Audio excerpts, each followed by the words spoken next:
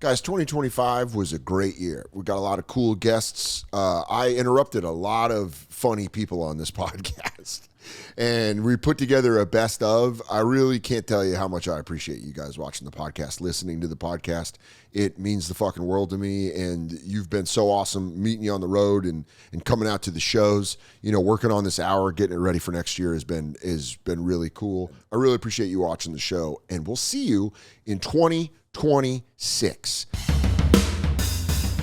Taking up space! Ladies in space.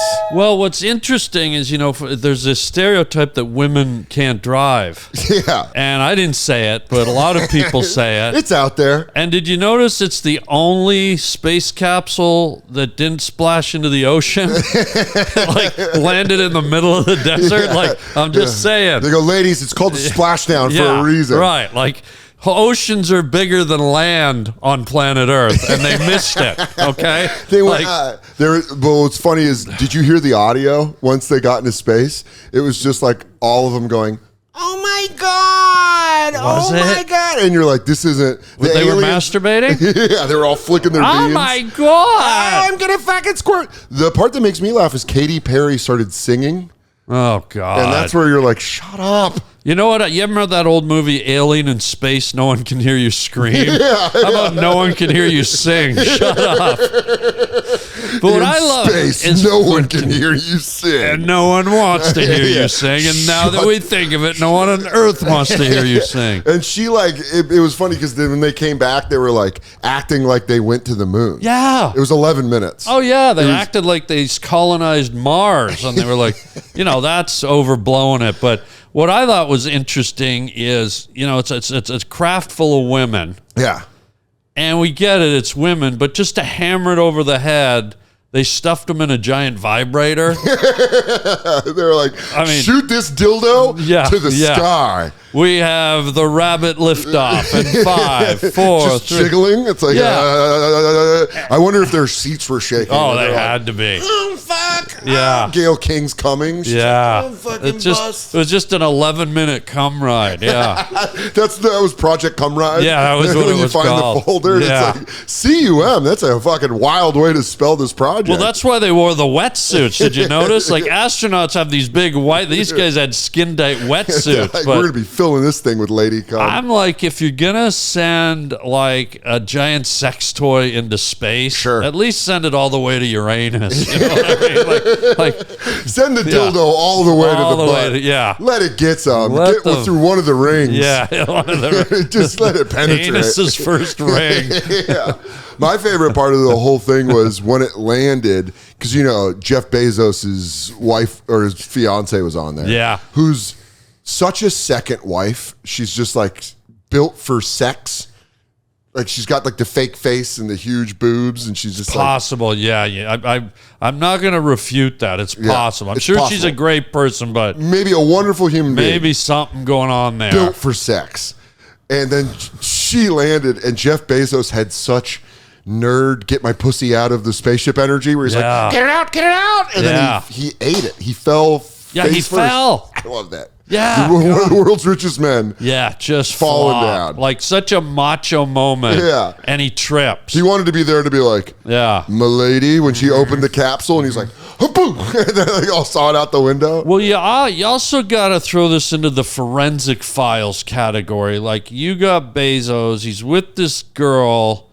She gets half if they get divorced. Does she? Well, she gets a lot. I feel like this one coming in, because the last Bezos' ex-wife got half, and she's giving it away. Right. She's just fucking doling it out to anybody.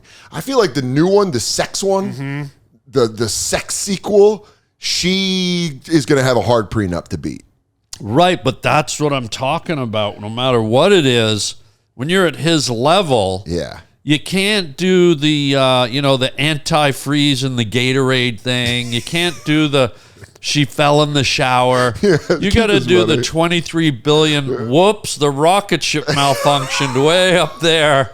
Oh well, on to the next. He goes, which pop stars do I want to take out? He goes, Katy Perry, put her on there. Gail King said some mean things about me. And then when they came back, he was like, no. Yeah. Well, you got to put people in where they're sort of the cover. Like, he's actually got to have no like animosity with them. True. To kind of mask what his forensic file murder plot is. That's like, true. When you're the richest guy in the world, your murder has to cost a lot. So maybe it was that. I'm just saying. It's going to cost a lot to save a lot. That's Bingo. why he's doing it. Bingo. That's why when he manipulated. Thank you, Charles Schwab Jr. I love it. This is going to cost you a lot. To save a lot. But you're going to save a lot. Yeah. And you're right. Pad it with people that, oh, no, I can't believe they died. And then that way Bezos, when he finds out, he can go, oh, no, she was in there?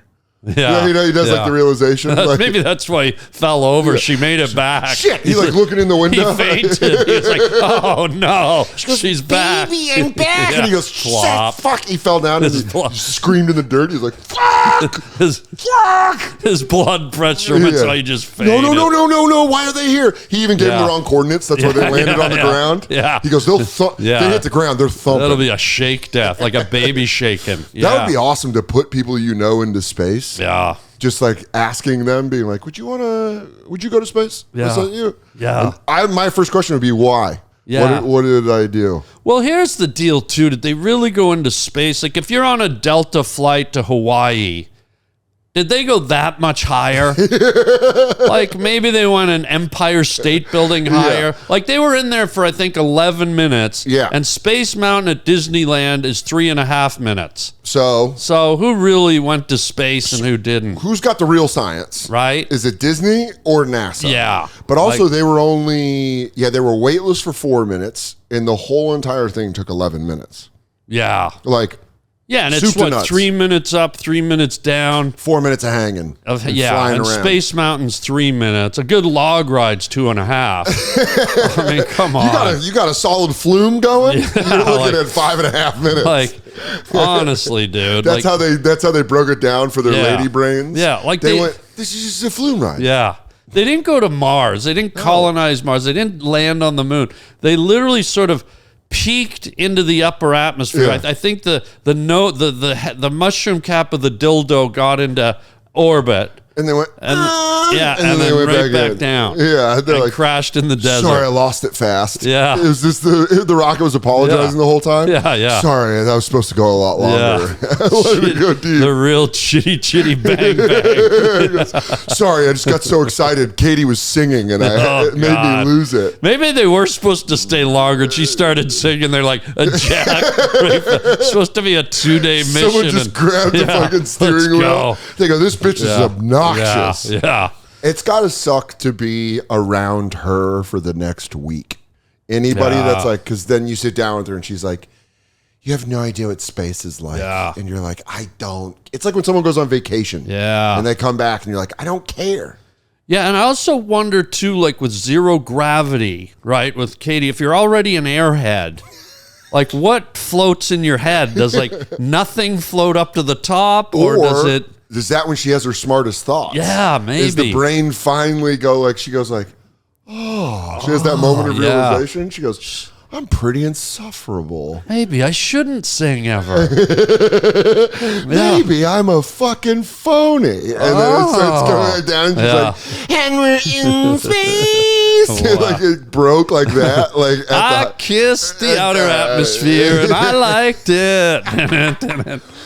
Yeah, and then if you're a regular astronaut, like a guy or a girl that like spent all your time learning and training, the fact that you have to like talk to her and she's like, well, we do the same thing. Oh yeah, like we're cohorts, we're peers. Yeah, like you've been to space. Yeah, John Glenn is like, yes, yes, I dedicated my life to it. And she goes, I just wanted to go out. It was a girls' trip. Yeah, it was just a girls' trip to the moon. Yeah, and I love when she landed. She said she reconnected with love. Like you could have just done like some Molly at Applebee's. Like you had to do all this. Could have gone to Coachella. Yeah, watched a light show, done some ecstasy. Yeah, and same deal. And the thing about them doing this for Earth, I don't think Earth was like, thanks. I think the thing they did from Earth was get the hell off of it. Is what they did. Earth was like, I was kind of hoping you would stay gone. Yeah. I didn't know you were going to come back. I was watching because they were like doing the coverage of everybody, and Oprah was there. And Oprah looked legitimately jealous that Gayle King was doing it. Like she was like, yeah, this is her thing. Oh, man. And you're like, Oprah, you want to be up there so bad. Oprah's a big girl. I wonder if the computers on the rocket ship when they're coming down go, there's Earth, and they landed on Oprah. Oh my God, they do the projection thing like in Houston, and they go, they're flying right at Oprah. Like, it was just such an attraction. They're like, they're burrowing in on Oprah. Which Earth do we land on? And then Oprah's like, is that guy, guys, does that look like he's coming right at me? And she opens her mouth. She thinks it's a giant cupcake. Finally, a sky cupcake. Sky pastries commence. The aliens heard my transmissions. I would be, any of those people being around you has got to be insufferable for the next week. Well, the other thing that's really dangerous is the women up there, they learn to float. And like we're men, we love our women, but most men have their little man cave or they want their time alone. And when a chick starts learning to float, where do you go to get away from them? I mean, can they go through drywall? Like, what do you do when you got a floating woman? Weightlessness is not for the fairer sex. Yeah. That's a man's world. Yeah. We know how to float. Yeah. You are out there thinking about shopping and God knows what floating around. Scary. But I would be so mad if I were a female astronaut that's just like, just this ugly science nerd, and she's just like, I crunch numbers, I know how rockets work, and then she's like, I don't even get to go to space. And they're just like, yeah, we went up, it was all right, like it was a restaurant. Well, what about the girl that was stuck in the space station for a year, and not to be mean, scientific, smart, not the prettiest caramel corn in the basket. I think out of all the women that have been in space the last 3 months, she's bottom tier. No offense, probably. Yeah, but imagine her. She got about a half hour of press. Yeah. And she sacrificed a whole year doing legit science. I Kissed a Girl goes up for 3 minutes and comes down, and suddenly she's getting a Nobel Peace Prize and a pair of free Crocs. They kept writing about how the people that were stuck in space, their bones like waste away because they're up in that weightlessness. Yeah. So they said that when they come back, there's a chance that they have the bone integrity of like an 82-year-old. Whoa. So you come back and you're like wasting away, and then Katy Perry's like, we did the same thing. Well, at least they came back with some integrity, which I don't think. This is my Shaquille O'Neal. I'm Shaquille O'Neal. How did Shaquille O'Neal become the face of corporate America? He's saying yes to everything. He says yes to the printers. I think he did an ad for like a small car. He can't fit in that car. For some reason, the Hyundai. Katie got sent a box of Shaq gummies. I saw the Shaq gummies. They're not bad this week. They're not bad. They're not marijuana gummies either. No. They're like gas station gummies. No, they're the kind I enjoy. They're just like the little fucking snacky, nice little piece of sugar. Little sugary. But he also does. I was at Macy's, and Shaq is all over Macy's. And then you walk out of Macy's, and there's a big billboard for like if you want to break something into payments. That's also Shaq. Shaq will be everywhere. He does it's like general 17 Shaqs. Pizza. Yeah. Papa John's, they the said general car insurance. Kobe said he was lazy, but only with the free throw practice. He's not lazy working on the commercials. That's so fucking funny. That was his real calling. He's working overtime for that. Kobe, he's not lazy at all. Shaq's like, is that a commercial? Can I do it? Can I do the commercial? I'm working. I can't do Shaq he goes, at all. I was wondering if I could do that commercial too. Shaq, you already have enough commercials. I want that commercial. Can I have that commercial? Must be hard for him to only be able to do one per industry. Yeah. He does Papa John's, but he wants to do Pizza Hut as well. I want to do Domino's. I want to do Pizza Hut. I want to do Little Caesars.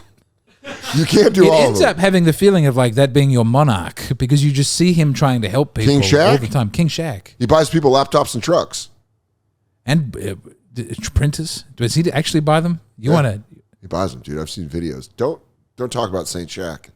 I would never have a word against Shaq. It would be nice if he left some commercials for somebody else. God gave the word, and the word was Shaq. And the word Once there's a church of Shaq, I'm off the Shaq train. That's always he goes, do y'all believe in Jesus? They go, yeah. You want to see me dunk? Yeah. And then he slams. He goes, God sent us down, and it was a slammer-jammer. I'm like, boy, dude. Did he coin slammer-jammer? No. He did a rap album in the 90s. I've heard the rap album. And it's called What's Up, Doc? Can we rock? Bad. It's bad. It's very sort of Craig Mack type. But there's this moment where he goes, do y'all want me to pass? And they go, no. Y'all want me to shoot? no. Y'all want me to slam? And they're like, yeah. It's great. What's up, Doc? Can we rock? It's one of the best. It's kind of a dig. Yeah. Yeah. It's one of the owners of After Papa the John's. racist Because Papa John said the N-word. Then they had to send him away. So then Shaq was like, I bet there's a lot more saying the N-word at Papa John's HQ now. Now with him running before, it? Yeah. He goes, I told them we can't do a Sprite pizza deal for $10. Why can't I? I want to give Sprite to everybody.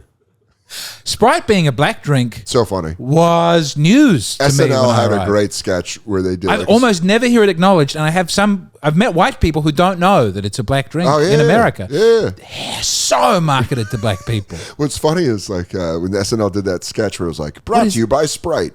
How did we become the black soda? It's very Tireless effort. tireless effort. You know why? Back in the 90s, Grant Hill drinks Sprite. I remember that all the time. Grant Hill drinks. They just marketed it.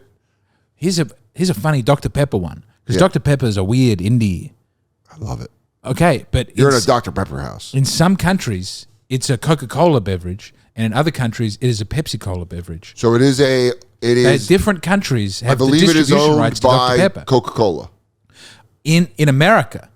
But I think like in the UK and we'd have to look it up, but it's like weirdly divided that Dr. Pepper is a shared intellectual property of both the Coca-Cola Corporation and PepsiCo. I gotta send you this video so you can edit it in right now to this episode. There's a video of a black dude sleeping with his mouth open, and someone pours Dr. Pepper in it, and he goes, "Oh, that's that Dr. Pepper," and it makes me laugh. Is that a commercial? No, it's just a video online that I sent to Shane. That I'll find. It's just a black dude sleeping with his mouth open. He's like an old black dude. He's like, and someone takes Dr. Pepper and they pour it in his mouth. He goes, "Oh, that's that Dr. Pepper." When Shane got the Bud Light commercial, Yeah. I think my friend Amos came up with it, but I pitched it as what I wanted the ad to be, my idea for an ad. And I think someone should do it for an ad. They wouldn't do it apparently. But you have a guy being waterboarded, but they're waterboarding him with Bud Light. Shane wanted to do that because of your recommendation. Okay, well it was Amos. I'll give the credit to originally. And he's like more, and they're going, we don't know what we're doing wrong. I talked to him about that. Really, I'm so excited it got to that point. Yeah, no, like Shane was like, "No, we were funny like waterboarding thing." And I was like, "Oh, that would have been great." And he's like, "Yeah, but like people were not down with that." And Anheuser-Busch is like, "Dude, we can't fucking do that." It was such a good commercial. Goes, you go to Guatemala, you go to Gitmo for the illegal immigration. You stay for the Bud Light. Holiday. Their stock price, they won't do it. Their stock price, they would be bad. That's what. Put them over. No one will remember the trans thing after the waterboarding commercial. I like to think. That'd be fucking great. You do Oculus, I heard. I love Oculus, yeah. You do? Here's the thing, though. It trips me out. It's so fucking, like, lame. I have Oculus, and I play, like, 3 things on it. One is mini golf. It's great. There's, like, this killer mini golf game. I'm already on board with mini it. golf. And then another one is power washing. Dude, okay. Here's the deal. People will try to shit on this. People will try to shit on this. I know a lot of people that find that video game incredibly relaxing. My son says he plays it like on his computer. Sure.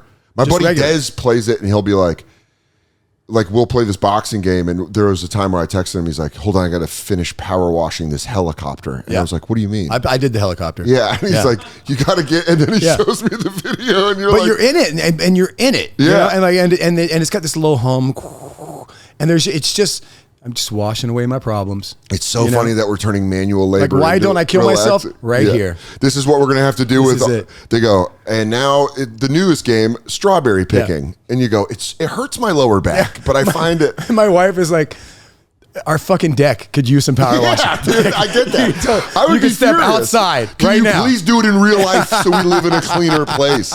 Living on a bus when you come back, like now that you're back, is there going to be a moment where you like, because I've heard musicians say this before, that when they become too, you almost got like sea legs. Feral, too. You're too feral and like your sea legs. Yeah. You're on like dry land. Yeah, my wife and I both, like when we come back, like when I was on the road without her, it would be more the feral thing, right? Yeah. Like I would come home for like, if I play in New York, I base out of New York and I come home every night. So like one night we're off, and I'm sitting on the back porch with my wife, and we're just kind of sitting next to each other at night, and I got my arm around her, and I'm having a cigarette, and we're just talking about something.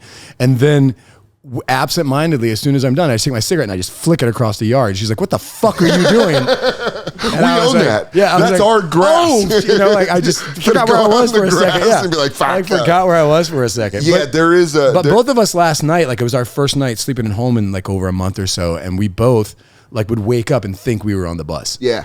That's something that I think happens. He travels a ton. I travel. Yeah. We travel a lot. I still do the thing where if I'm at home for like I'll be at home for 2 weeks before the tour starts. When we go on the tour, I will wake up and be like, what? Yeah. Like that first night, I'll be like, but like a real fear, not like a joking fear. Like, also, and then you're like, okay, I'm in LA. Our schedules are such that like for the first week or two at home at 9 o'clock at night, I don't know why I'm fucking wired.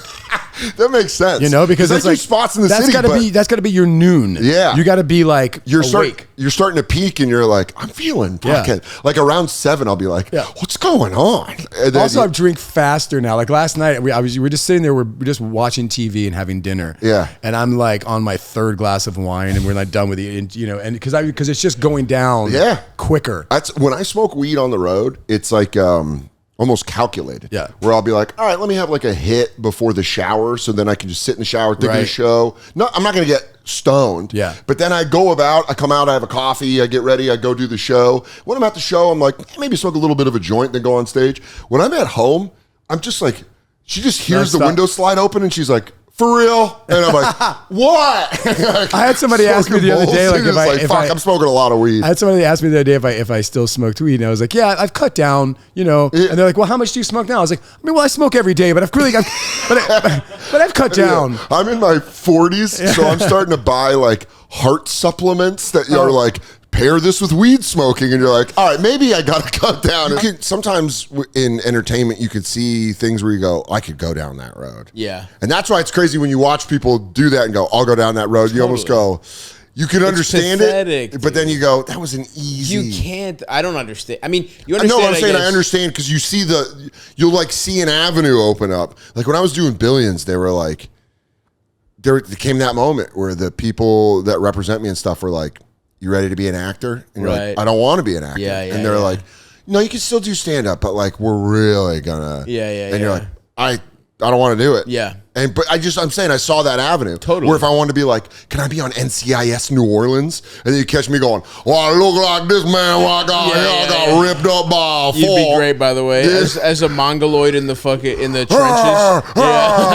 go, well, it's a swamp man. So gay guy in the gator. Gator parts. The gator, my pet gator. Yeah, you found a butt plug. Your gator shits out a butt plug, and you're like, I think they threw the gay guy in here. Mr. Detective Man. And they go, oh, our star witness. Do you see Soder is the star witness at NCIS New Orleans? He does a cross-eye the whole time, like Sandler's friend. They're gonna spin you off with Wilder Valderrama. Yeah. You guys get your own show. He goes, listen, buddy, we gotta go through this swamp man. Spaniard in the swamp man. I got $1,000 cash money. Do you remember Yo Mama? I do remember Yo Mama. Dude, also, can we hilarious stuff put Wilder Valderrama on the Mount Rushmore of hit lists? Derek Jeter, Pete Davidson, Wilder Valderrama. The problem with him is I don't think we want to be digging a little too deep into the ages of some of that list. Yeah, boy. I don't think. By the way, boys from the 90s, those expiration dates are hitting. Yeah. Milk's going bad for a whole generation of boys. It's going real bad. Could you imagine? You're like, he's in the Jared 90s, Leto zone. Nothing's better than 17-year-old pussy. It's crazy. And then in 2025, everyone's going, what? Dude, yeah, it's fucking insane. Did you see that Anthony Anderson interview with Lindsay Lohan when she's like 17? I feel really, I mean, she's a person that got, like her Britney Spears is like, why do you think these people go insane? Because society fucking completely sexualized them from the time they're like children. 10 years old. Lindsay Lohan, though, first off, phenomenal facelift. She went to the guy that's fixing everybody. Yes, some guy's on a generational run right now. I mean, he is just going. There is a fucking surgeon where it's like, oh my god. I feel like I'm watching like second season Heat LeBron.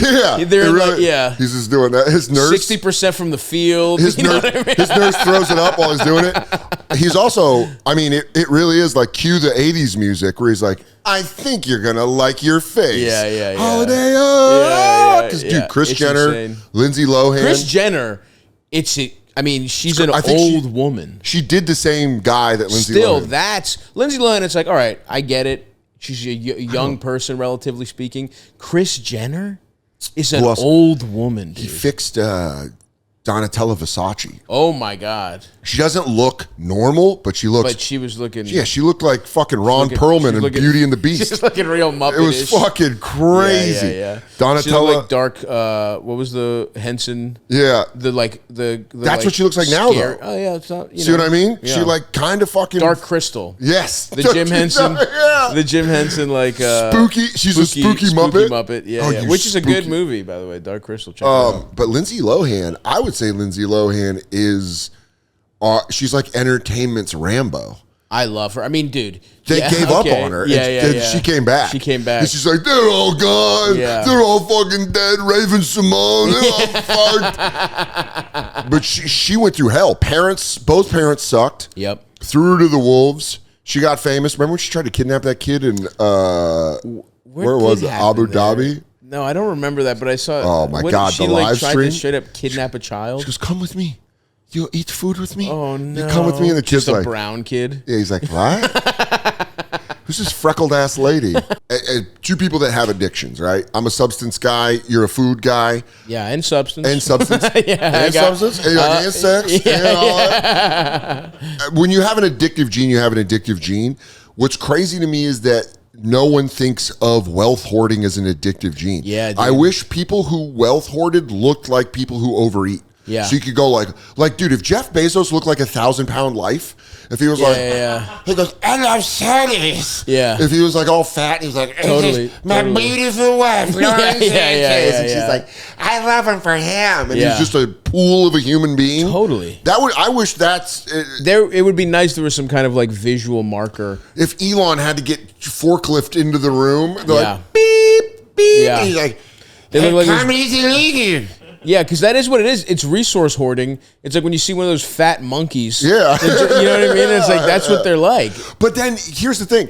All I'm saying is I think it would be funny if people who hoarded wealth were really fat. There will be someone in the YouTube comments that's like, fucking libtard Soder or whatever. And it's like, hey, you're the fucking loser. You're sucking their dick. You're sucking a guy's dick who literally looks at you as an expendable piece of how to make more money. You're pathetic. You're the fucking batter. They might as well put a fucking. You're the Matrix pod where they would love to just put something in your brainstem to generate electricity. And by the way, they do. What do you think fucking smartphones are? You think that algorithm is helping you? Yeah, dude. Snapping out of an algorithm run where you go like, oh, dude. Dude, I tried to do this as a joke, but last night at bed, I want to go to bed early. Yeah, and I'm just on my phone, and I hate it. There's nothing good, and then that feeling of being like, I feel like I've done something. I feel like I've actually worked out. Where I'm like, I did it, and it's like, no, you didn't. You just wasted an hour. You know when there's like an alarm going off or a buzzing, and then it stops, and then it feels like empty. That's how it feels when you get off an algorithm. Sometimes. Because you're like, was just a buzzing that ended. If there is an apocalypse. Are we going to eat our dogs? Never. Is that like... I'll let my dog eat me.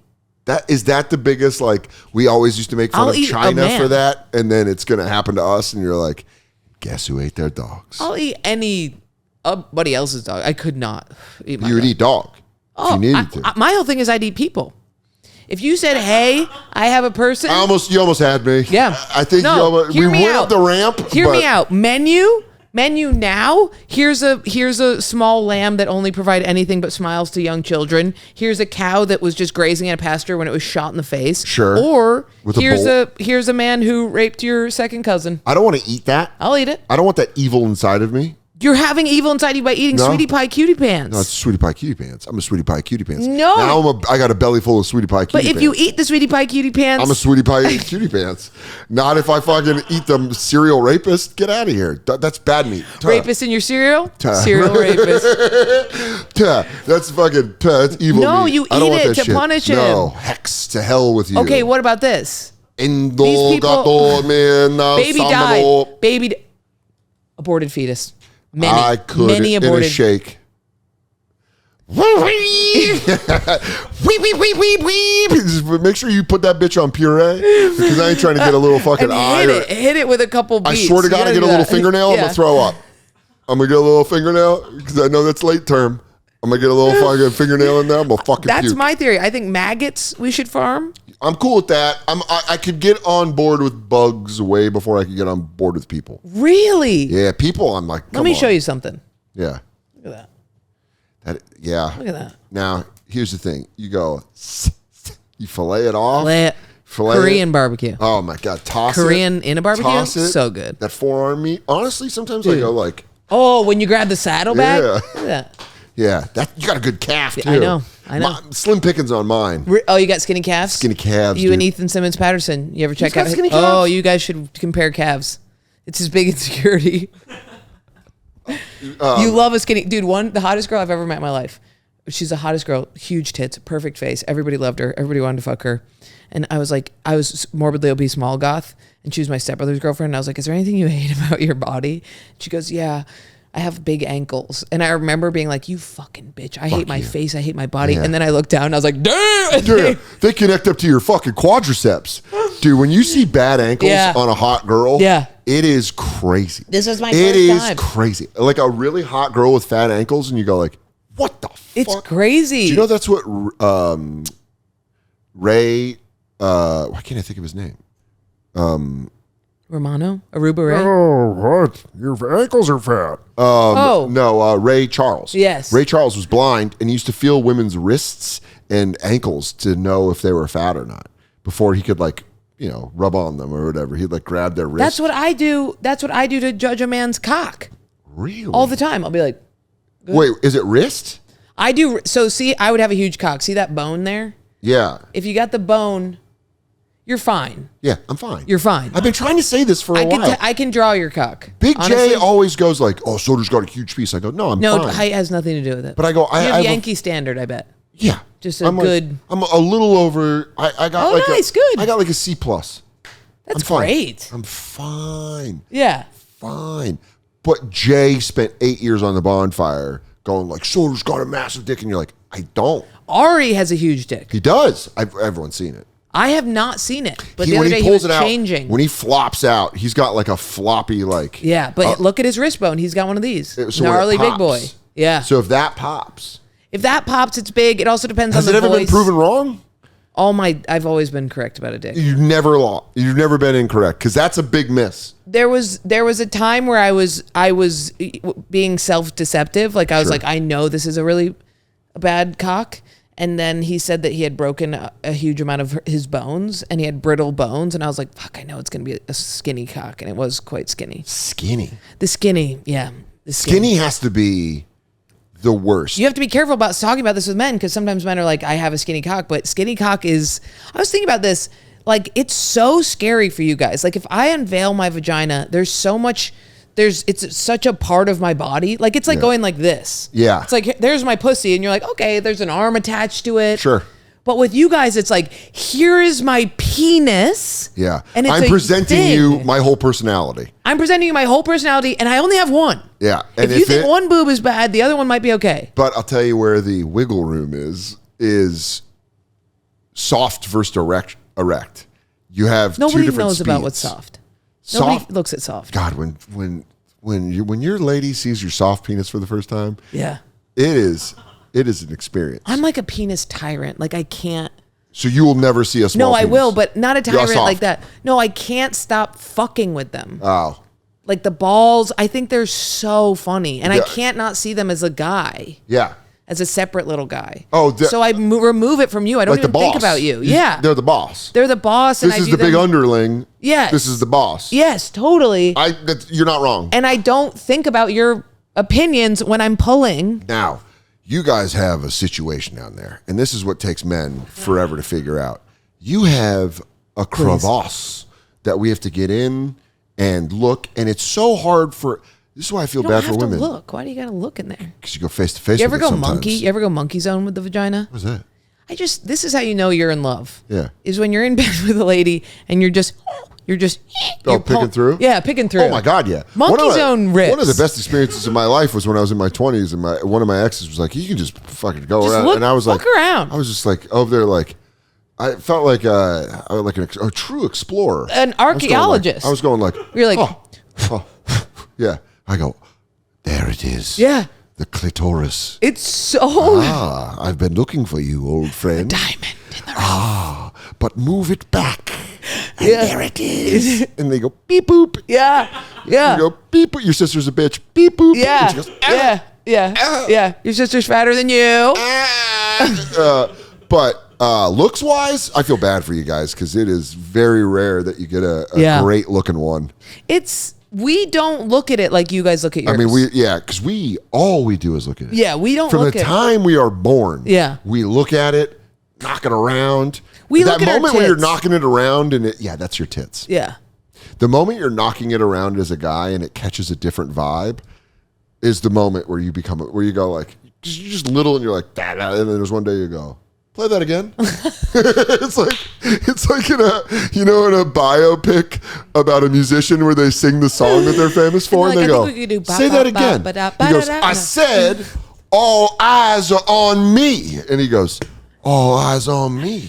All eyes on me. That's like what you do with your dick. You go like, look at this. I'm slapping it. And you go, oh, do that again. Do that again. And then you go, oh. All right, this is my whole life now. This is my whole fucking life. We're like that in the bathtub. There's a moment in the bathtub where women are fucking around. Yeah. Because you guys, I always found it fascinating. Girls, the first time you put a mirror down and look at your pussy. Because you can't really just go like in there and like. No. You got to like put something down like a fucking. Like you're shooting a guy around a corner. We see each other's vaginas a lot. You got to put gum on a knife and then put a little mirror and go like, hey, there you go. That's wild. We lay it down and stand over it. Yeah, that's what it is. Because not only do you have the pussy that you're looking into, but you also, here's what happens. You are standing over the mirror and first you see your vagina. Horrified, right? Like that's crazy. Your butthole's browner than you could have ever imagined. The first time I ever saw my butthole, I was not prepared for it. It's so dark, literally and figuratively. It's like when you see yourself in security camera for the first time, where you go like, you're waving. Or the security thing at like Home Depot that comes up. Where you walk and you walk back and you go, that's my butthole. You go, oh, fuck. And you're just waving at the camera. You're like, hey. So you put it down on the ground. You put it down, and then the problem is you see your vagina, and you're like, "That's bad," and then you look 2 inches up, and you see your fucking face going. You're just being a nosy neighbor. Yeah, and what's going on? And the under chin, and just like, and you're like, angle. all sides of me are bad. You go, whose pussy is this? Whose little sweet pussy is this? Yeah, dude. When you're a boy, you're literally in the bathtub. Every time you're in the bathtub, you're like pulling it. I know. We are too. I remember one girl would pull her labia. One girl's friend, and she would pull it. Yo, the fuck? The fuck is wrong with you? Ripping your labia, you fucking psycho. It permanently made it longer. Oh no. Yeah, oh no shit. It hung down. She had Droopy the dog pussy. Oh no. No one's gonna play with me. When she shakes her hand, she fucking does it. If you find that cartoon, please put it on the bottom. Boom, boom, boom, boom. I'm convinced that guy's voice is based off of Capote. Yeah, Truman Capote. Yeah, yeah. I think it is. This murder was in cold blood. Going down on my sad pussy. I remember riding my bike and then like trying to do. One summer I was real confident about riding without my hands. Yes. So I could get going and then be like, oh yeah, the riding without the hands was big. And you're like looking around at the kids big. on the block and you're like, yeah, I don't know. Was this already where you had pegs and mags? This is like right before then. Okay. This is right before then. So you would before my mongoose. Okay. In seventh grade. Okay. I got the mongoose in 7th grade with my own money. I'm no Nepo baby. Nice. Dan Mongoose. I never got Mongoose. Dan Mongoose. My father, Richard Mongoose, made the BMX fortune. But Sal Huffy. Finally, the families are together. We have to take like a gang photo like this, where we go, GT and Mongoose families have connected. The Montagues and the Capulets are cool. Yeah. But I was like riding my bike, no hands or whatever, and then I like tried to hot shit, do something, and I crossed my hands and I hit my brake. And I just went like that in front of a group of friends and their siblings. Yeah, you could die. So the neighborhood. Yeah, you could die. Yeah, I just went. You could die. But little kids, Yeah. this is what saves them. I always think this is what saves little kids is they get up so fast without recognizing the pain. Yeah. It's almost like an Eastern philosophy. It's like if you do not accept the pain does not those accept neighbor you. kids didn't see you fall. I got up quick. I remember scraping like my chin. you really fall? In my and like I went frat, and I got up and I was like, just wobbling. Yeah. I'll tell you one of the worst rollerblading ones I ever had. Please. Rollerblading, huge. I mean, Mighty Ducks 2 comes out. It took the nation by storm. It was, if not the world. It was the blades. Like it was they a didn't purely- exist. It didn't exist before that, right? Well, it did in the homosexual community. Oh, yeah. But outside of the But I homosexual remember community, even when the homosexuals didn't have them. yes, It was quads when I grew up until until like the late 80s. early 90s. Yeah, early Yeah, that's where it was. 90s. 'Cause Yeah. I would say I would tell you. I think it stacks up with Mighty Ducks 2. I think Mighty it's right Ducks 2 around came like out 80, in that, 89, 90. and then when they're something like rollerblading in that mall that. scene, And you could go faster apparently. I don't know. I think you could. But I never really truly learned. I Yeah. didn't have my feet set.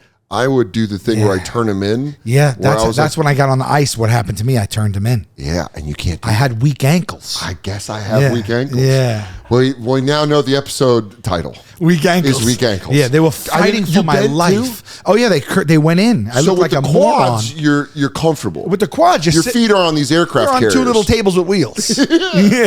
Skates are just table with wheels. That's all it is. Dan. Any If you fucking think of asshole it will like do that, like furniture. Yeah. You know, but like Oh, yeah. The blades were like blades. Bar stools. You know, you can Yes. sit on a bar stool, but to do it, sometimes you have to lean weird. Yeah. So I would lean on my rollerblades. Yeah. And I would push off, but it would look like a baby deer running. Like Yeah, or like a new baby duck, like Yeah. like you were trying to get your footing. I couldn't get around, but then I eventually could get around, but I wasn't great at it. Yeah. And then ramps came into the Yeah. play. Not the And- veg.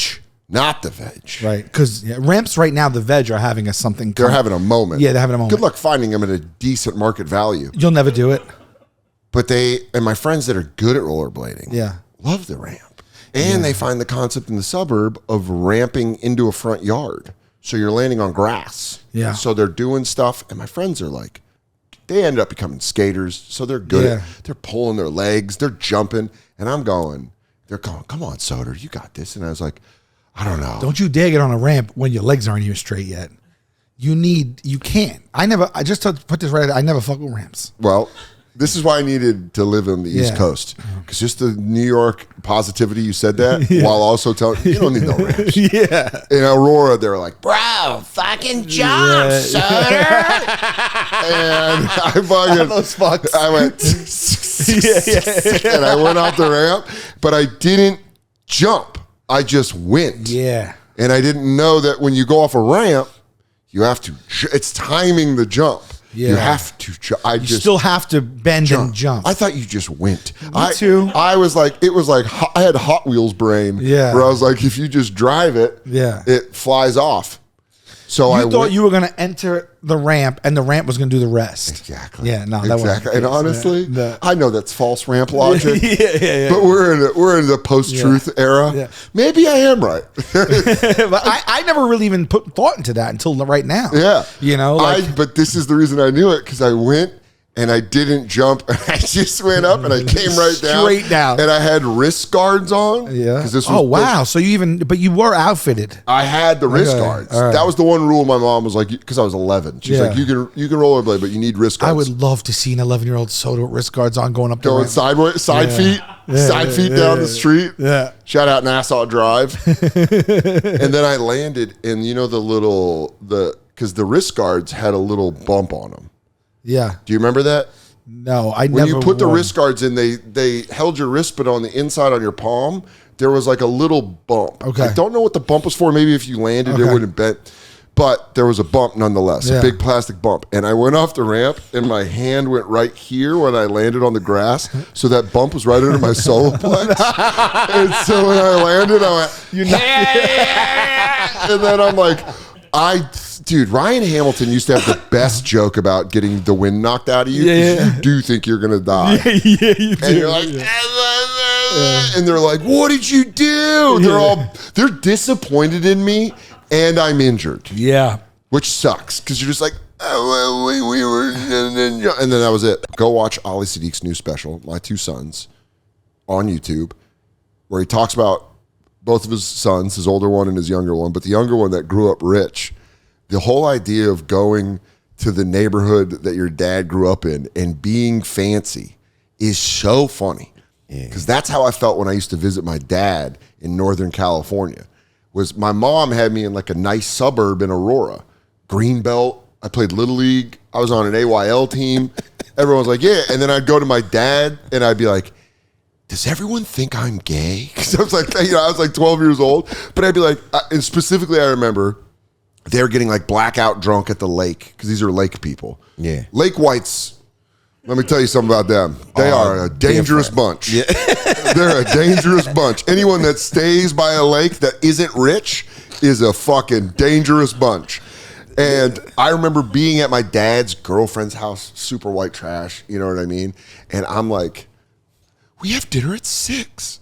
Because that's when my mom cooks dinner. Yeah. Every night my mom would cook dinner. Single mom, but she would make sure we had dinner at 6 o'clock. Had a plan. We're going to have a vegetable, a carbohydrate, and a source of protein. My dad, I'm watching him just down another fifth of Bacardi, and he goes, I'll do like hamburger helper at like midnight. And I'm like fighting sleep as a kid. Yo. But I'm interested to know when your son grows up if he had that same feeling of like, you're kind of aware that you might be embarrassing your dad. Did you feel like he had any of that in him? He didn't give a damn. He didn't give a fuck? Yo, man, I would take 2 dozen oysters. Yeah, that was my favorite part where he was like, I don't eat catfish. What else do you have? And they're like flounder. It's so funny. He don't give a damn. He is like, yo, man, this is, I literally, this kid, and I love him for it. We were going somewhere and he literally said, is this the regular line or the VIP line? So fucking funny. And I was like, yo, man, it doesn't matter what line. And then I had to think about it. We had just went to the Rockets game. Yeah. And we went through the entrance where the players go through. Yeah. Because I was shooting the shot for charity. So it was a whole thing. And it's like, hey, man, my first experience at this particular place, I came through and we parked our truck by all the rest of the other fancy trucks. And we walked through and I had a name tag. They knew I was coming. Like, why am I in a regular line? Why would you think this is how regular people go in? Like, everyone gets a name tag. Like, hey, look who's here. He's like, how you doing? I'm excited to get drunk and kicked out when I yell something at one of the players. It is. You know, I always think about that when I see kids in first class. I'm always like, when we're flying somewhere and a kid's just sitting there like with their screen time and you're like, you have no idea how bad a middle seat is all the way in the back and how much waiting you have to do. So Hassan, I can see how Hassan is like he is. Hassan has had a passport since he was 2 years old. See, that's insane to me. I remember being a grown man and I felt retarded. I felt like when they let special needs people live on their own and they show them how to like make stuff and they go, you got to do this. And I go, and I do it like that. And they're like, you did do it like, that's how it was with my passport thing. I was like, where do I go? And they're like, the government. You have to go to a government building. Like I wanted to go to like the passport store, but someone who's 2 years old and is just like, oh God, he's going to be like, it's funny to think he's like, 12 and he's like, look how young I was in my passport photo. It's like, you're 2 years old. He's 14 now. It's 14. So he's like, yo, he has his passports that he has to change them at this point. And he has the stamps. And he's like, yo, look at the places I've been. He goes, did you know that they won't stamp in Israel if you go? They give you a separate photo? Because the other countries won't like it if you go in there with it. And you go, how do you know so much about geopolitical? Because I know you're doing a press tour and it was very cool that you came by to do my podcast, but bringing a crew. I like my PR guy. Like, he's cool. But I feel like 70% of the podcast he got me on, I'm like, I could have just texted you guys. Yeah, that's always how it is. Yeah. That's how it is. Then when you're like, I know that guy, right? And then he's like, oh, cool. All right. Like when we pulled up outside, he was like telling the driver, he's like, are you sure this is where it's at? I'm like, bro, I could just call Dan and like ask him which one it is. I can just see if it is his apartment. But no, I refused to call you. Remember I used to open for you? You refused to call me. And now I don't open for you anymore. Why don't you go get your shine box? I went and bought some shades. Yeah, dude, I love it. Because you know what this turn for me gets to be? After you do this, I get to go, I knew him when he was a real man. He was a real I knew him when he was a real guy. I go, Shane didn't even change this much. No, I'm changing. I have half the success Shane has, but twice the ego. It's almost like I went sunglass shopping specifically for this podcast. Yeah, dude, what I like is when people freeze the frame, they're going to see how small this room is. And watching your PR guy go like, so it's too tight. My PR guy couldn't fit in here. Couldn't fit in. We squeezed out the PR guy. It's like, yeah, dude, it's the room where I smoke weed and play PlayStation. And then I just set up cameras and do a podcast. What's your dog's name, Myrtle? Yeah. Myrtle can't even fit in here. Yo, Myrtle can free. She's in her kennels. Guys, notice how she's behaving? Guys, I want y'all to know that Dan Soder is an insane person. And I insisted Myrtle join us for the podcast. He's like, no, she goes in the cage. I go, this is how I display my power. I put her in the kennel, and you'll listen to me, Ralph. I'm going to put her in the fucking kennel. I wanted to fight more for Myrtle, but I was like, this is his house. This is his house. That's so funny. That's where you find out. You go, Soder's MAGA, dude. He went hard MAGA on me. I go, ain't no Mexican going to come in my house, tell me what to do with my goddamn dog. No, dude, Myrtle freaked the fuck out. Yeah. And by the way, Pimp, she loves him. So, like, he comes over. When it's just Katie and I, she's like laying around the house and she's like, yeah, you two suck. He comes over, she was fucking pinging down the hallway, and then you guys came and she's like, it's fucking she's like, Mexicans. Mexicans. There's some flavor in this house finally. Spice it up a little. No, for the record though, before you guys think that Dan is just this crazy dog hater. Yeah. Myrtle went in the cage like on her own. I feel like I've seen my friends do this and I've done this when they're dating a girl. Yeah.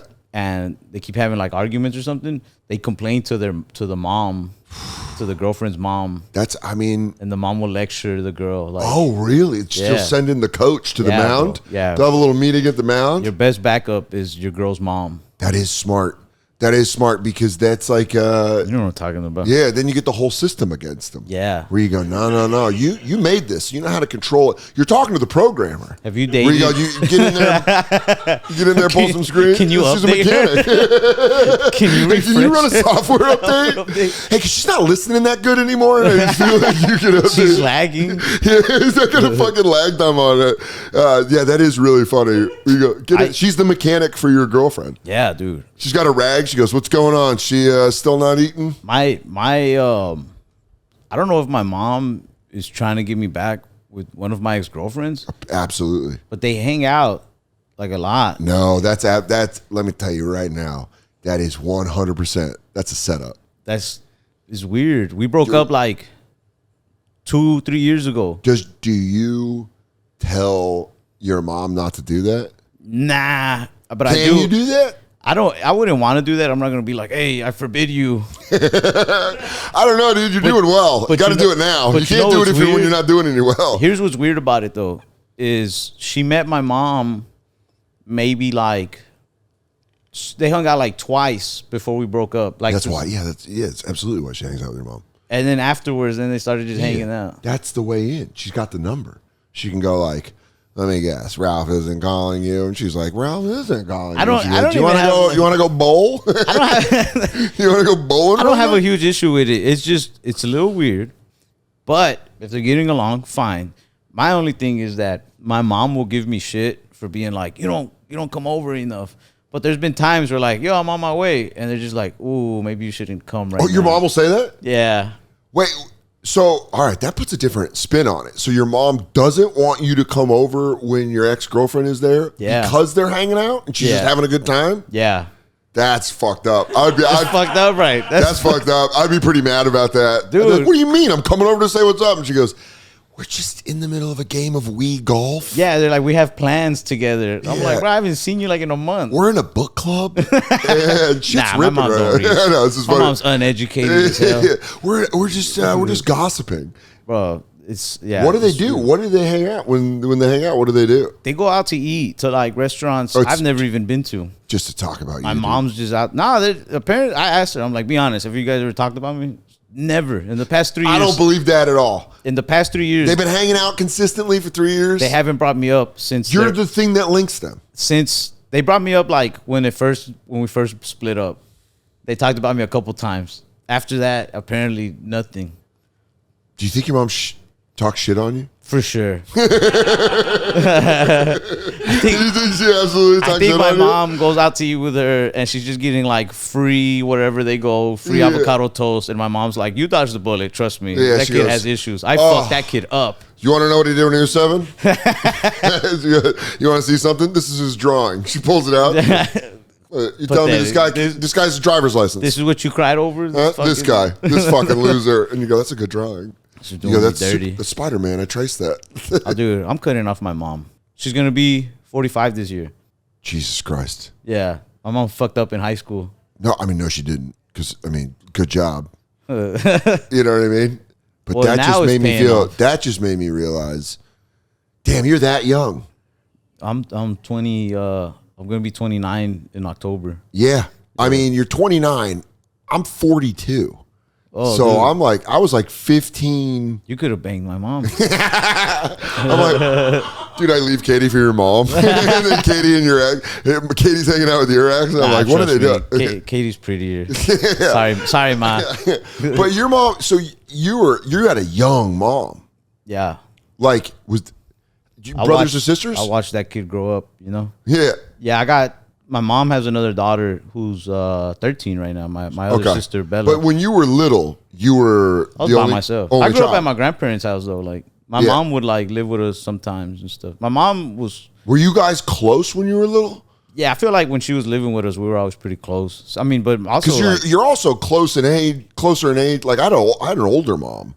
So it was just like, this lady, you know? I feel like the older I got, the more of a mom my mom became. Yeah, she like grew into it. Yeah, but like at first, my mom was just like a cool uncle who was like...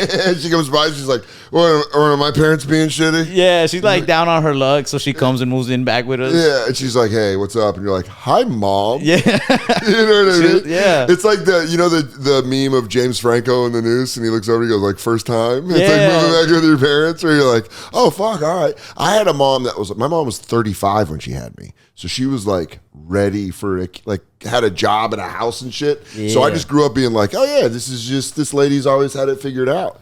But then you also realize they don't have it figured out. Dude. Even older parents are like, oh fuck, I don't know what the fuck I'm doing. You want to hear some like Latino shit? Yeah. My grandma became a grandma like at 35. That's or nuts. Like 30, 34, something like that. That's awesome. Yeah, my uncle. Young grandma? Yeah. My mom's older brother, my Uncle Charlie, he was having kids like, he had his first one like at 15 or something. Fucking nuts, dude. Having a kid at 15 because you're just like, you don't even know what the fuck you're doing. Nah, he was out there, he's selling dope, he was making like good money. Oh, okay. In that case, fuck yeah. He's like, dude, I got all the money. By the time he was 21, he had like 4 baby mamas. Really? Yeah. That's so much. Here's the thing. Beyond raising the kid and having the finances for the kid, so much drama. Oh yeah, a lot of drama. I feel like we dealt with more of the drama than my uncle even did. Really? He didn't. Because they come around and they're fucking. I've rarely seen him lose his temper or argue with any of them. He's just like, I don't want to deal with it, and they could be yelling whatever. He's just like, all right, I'm just gonna walk away. Which is the most effective way. Yeah, he's like, I'll see you in 2 weeks. Like, yeah, and then they're just like. But we dealt with it. I remember one time I was sitting down with my grandpa watching TV, and the doorbell just starts ringing, and it's like ding ding ding ding ding ding ding ding.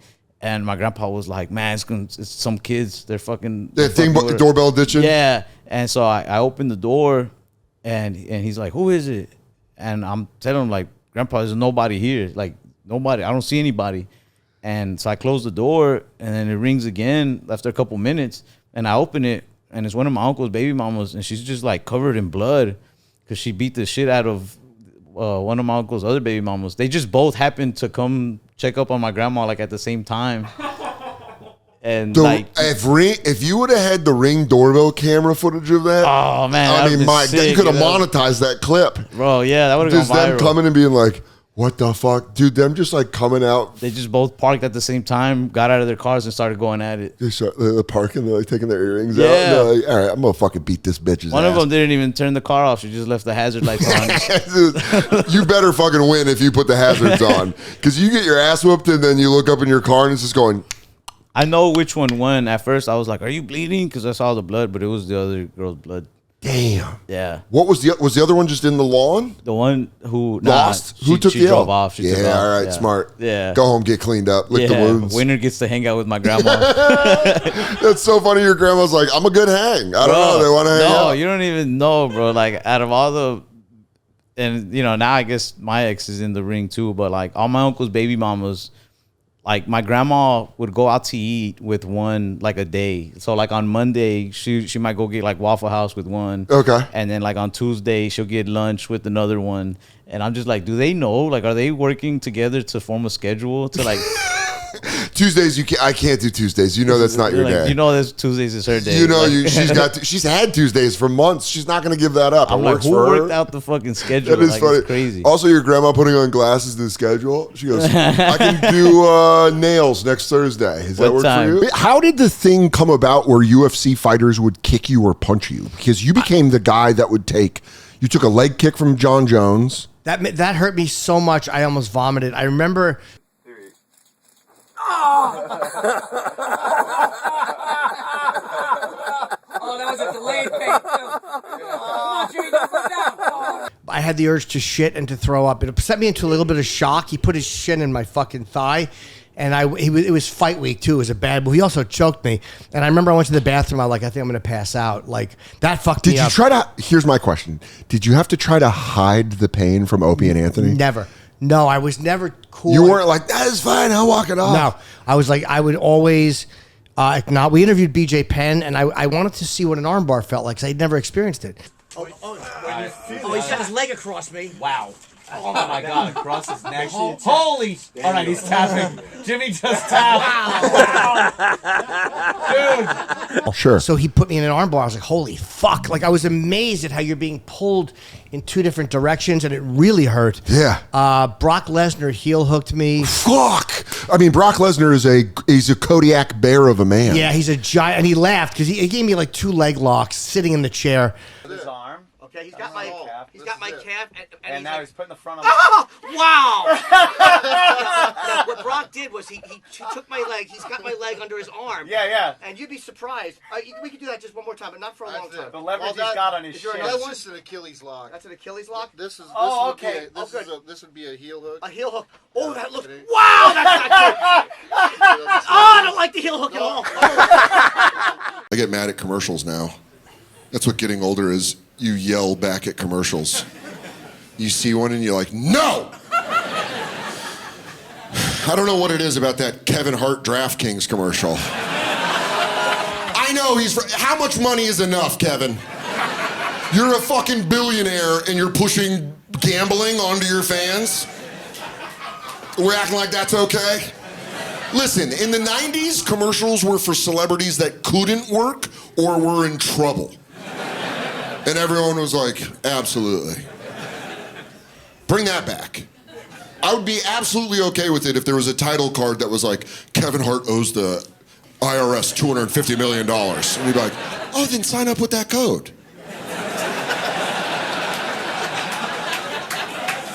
Or make a real DraftKings commercial. Not Kevin Hart in a mansion with LeBron. Have a guy coming home being like, it's fucking gone, Ashley. It's fucking gone. The house, the savings.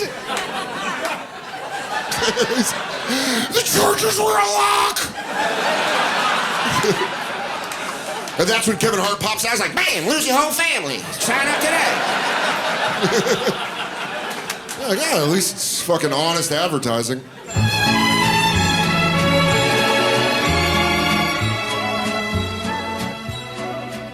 A couple of years ago, I tried to do a little image shift. I grew a beard because I thought it was going to make me look artsy. It's the real reason I did it. I was like, uh-oh, here comes Coffee House Dan. I forgot I'm a white dude from Colorado, so that beard came in and it was like, where's Pelosi?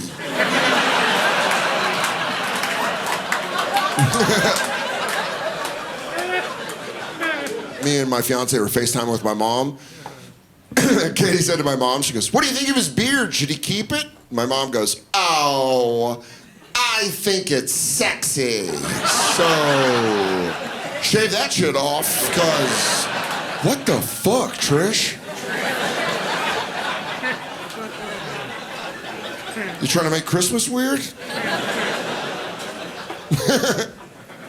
We were watching a movie a week later, and Katie goes, well, I would call that sexy, but isn't that your mom's word? And I was like, I only like her as a mom. She's the one that texts me, all right? All the time. It's like, lady, I sucked your tits like 40 years ago. All right, good. I never know how that joke's gonna go. That joke... When that joke misses, it fucking misses. Oh, fuck. That one ate shit in Phoenix and it never rebounded.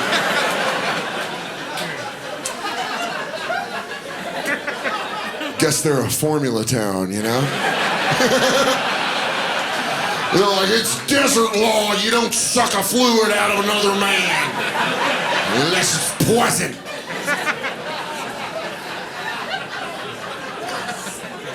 No, I don't give a shit about breastfeeding. Just chill out if the kid gets big, you know? I don't know if you've ever seen that. People like if, you know, if they can walk, just stop.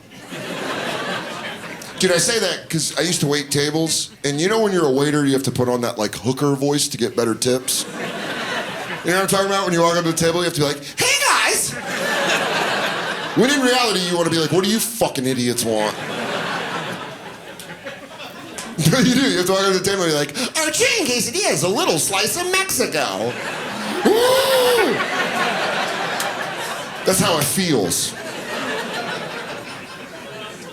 So I had a 5-top. I'll use industry terms. It's a late show. I had a 5-top, and I was hitting them with the specials, right? Just going around hitting with the specials, and as I worked my way around the table, I finally noticed a woman was breastfeeding her 10-year-old son. That'll pull you out of that waiter voice pretty fucking fast. You're like, our final special tonight, what the fuck are you doing? Stop doing that.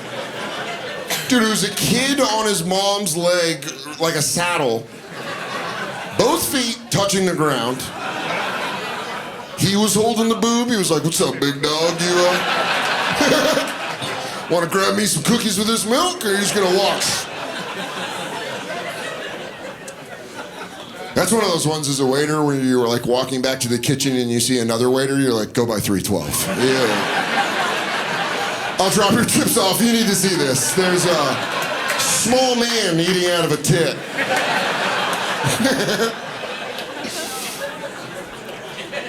I think about that all the time, dude. That happened, I swear, that's a real thing that happened in 2007. I think about that all the time. That kid would be 28 years old right now. It's a 28-year-old man walking around with the strongest bones on the planet. That's his party trick. He's like, grab that metal bat, hit it. Suck my mom's tit until I was 15, dude. It's like adamantium.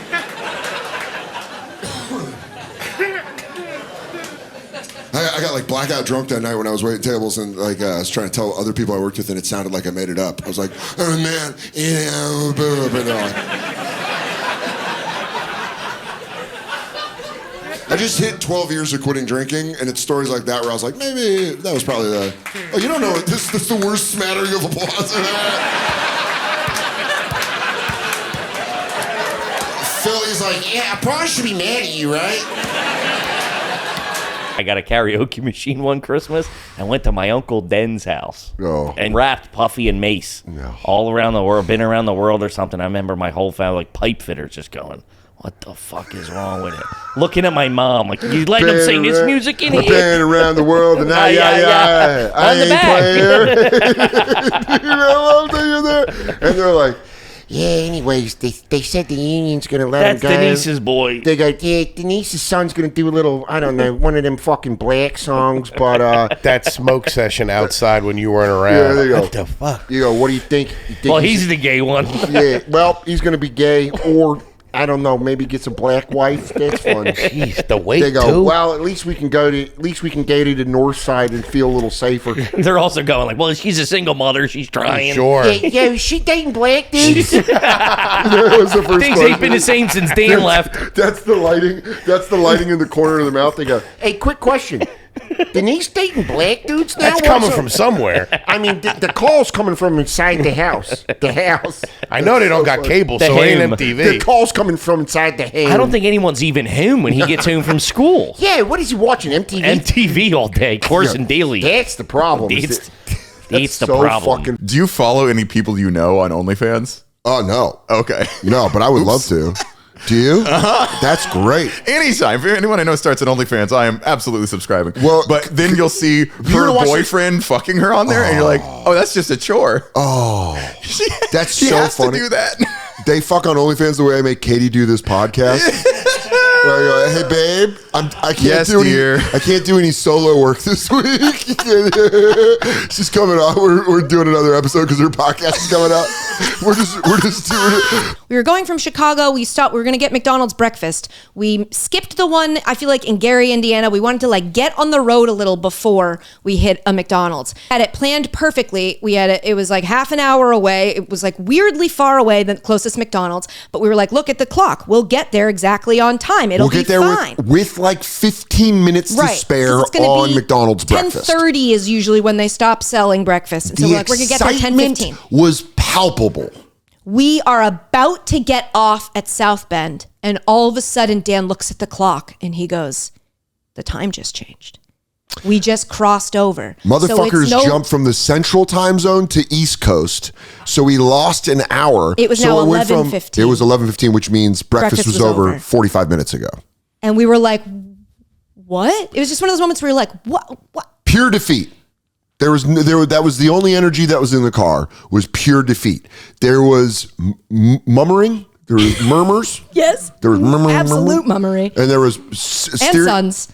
There was Mumford and Sons. And there was... This ride had everything. Steering wheel punching. Volume blasting. So then we're like, fuck it. We're still getting McDonald's. Yeah, and I just felt like, imagine a college town that is right on the, whatever that's called, the timeline, the time zone line, like, is wild to me. When you're in your age where you're like not planning for anything you have to do, it was right outside of South Bend.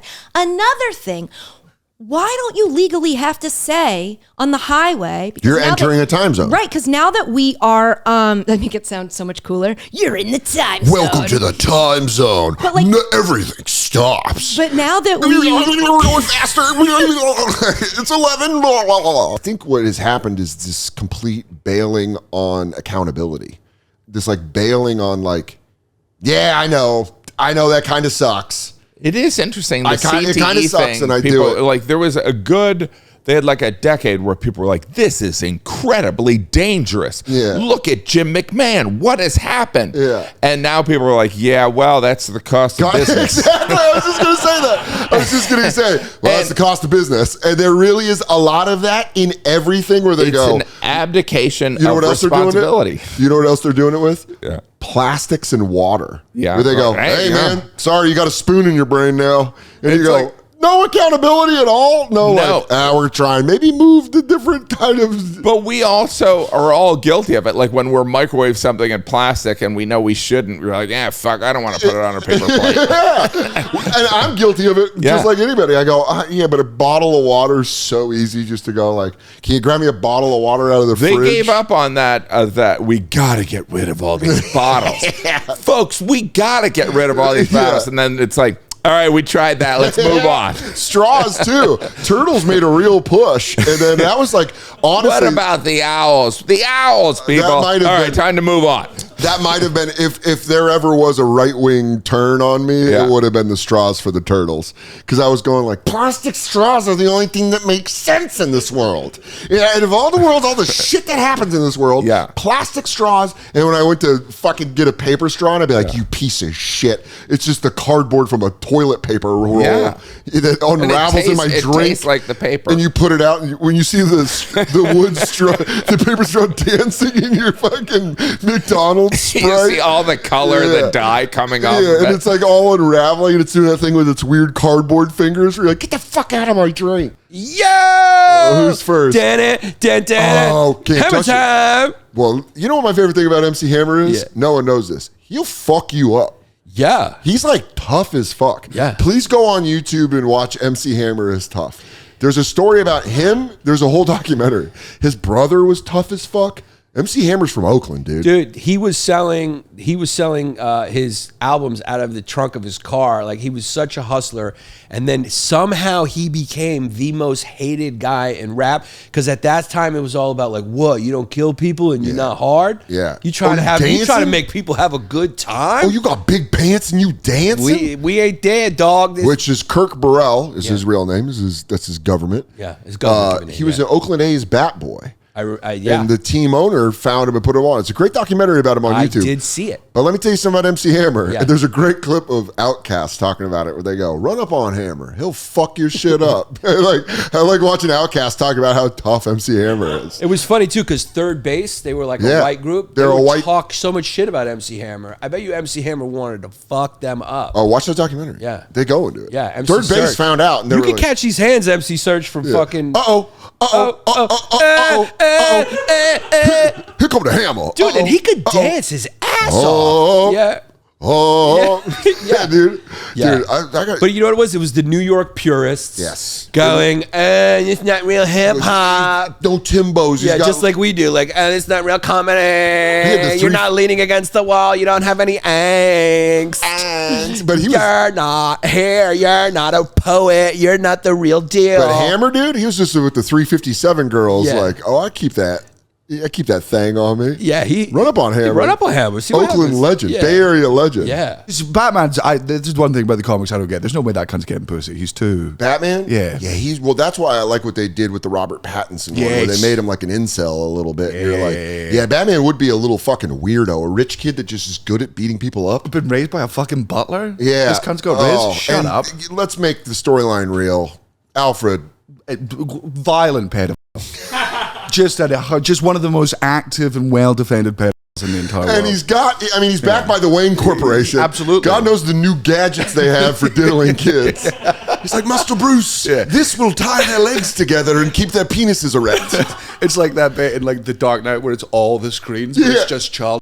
Yeah, he goes, Mr. Wayne, you found my pedophile cave.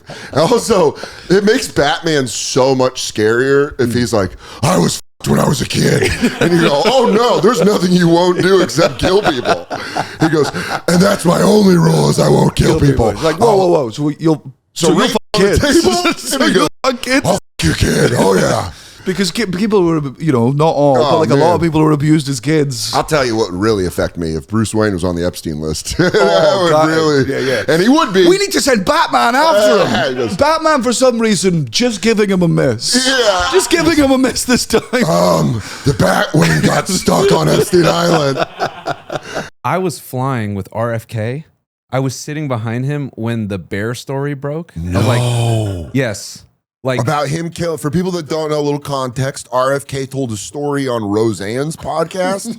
They're just kicking it in the kitchen, eating something, and he tells a story about finding a dead bear.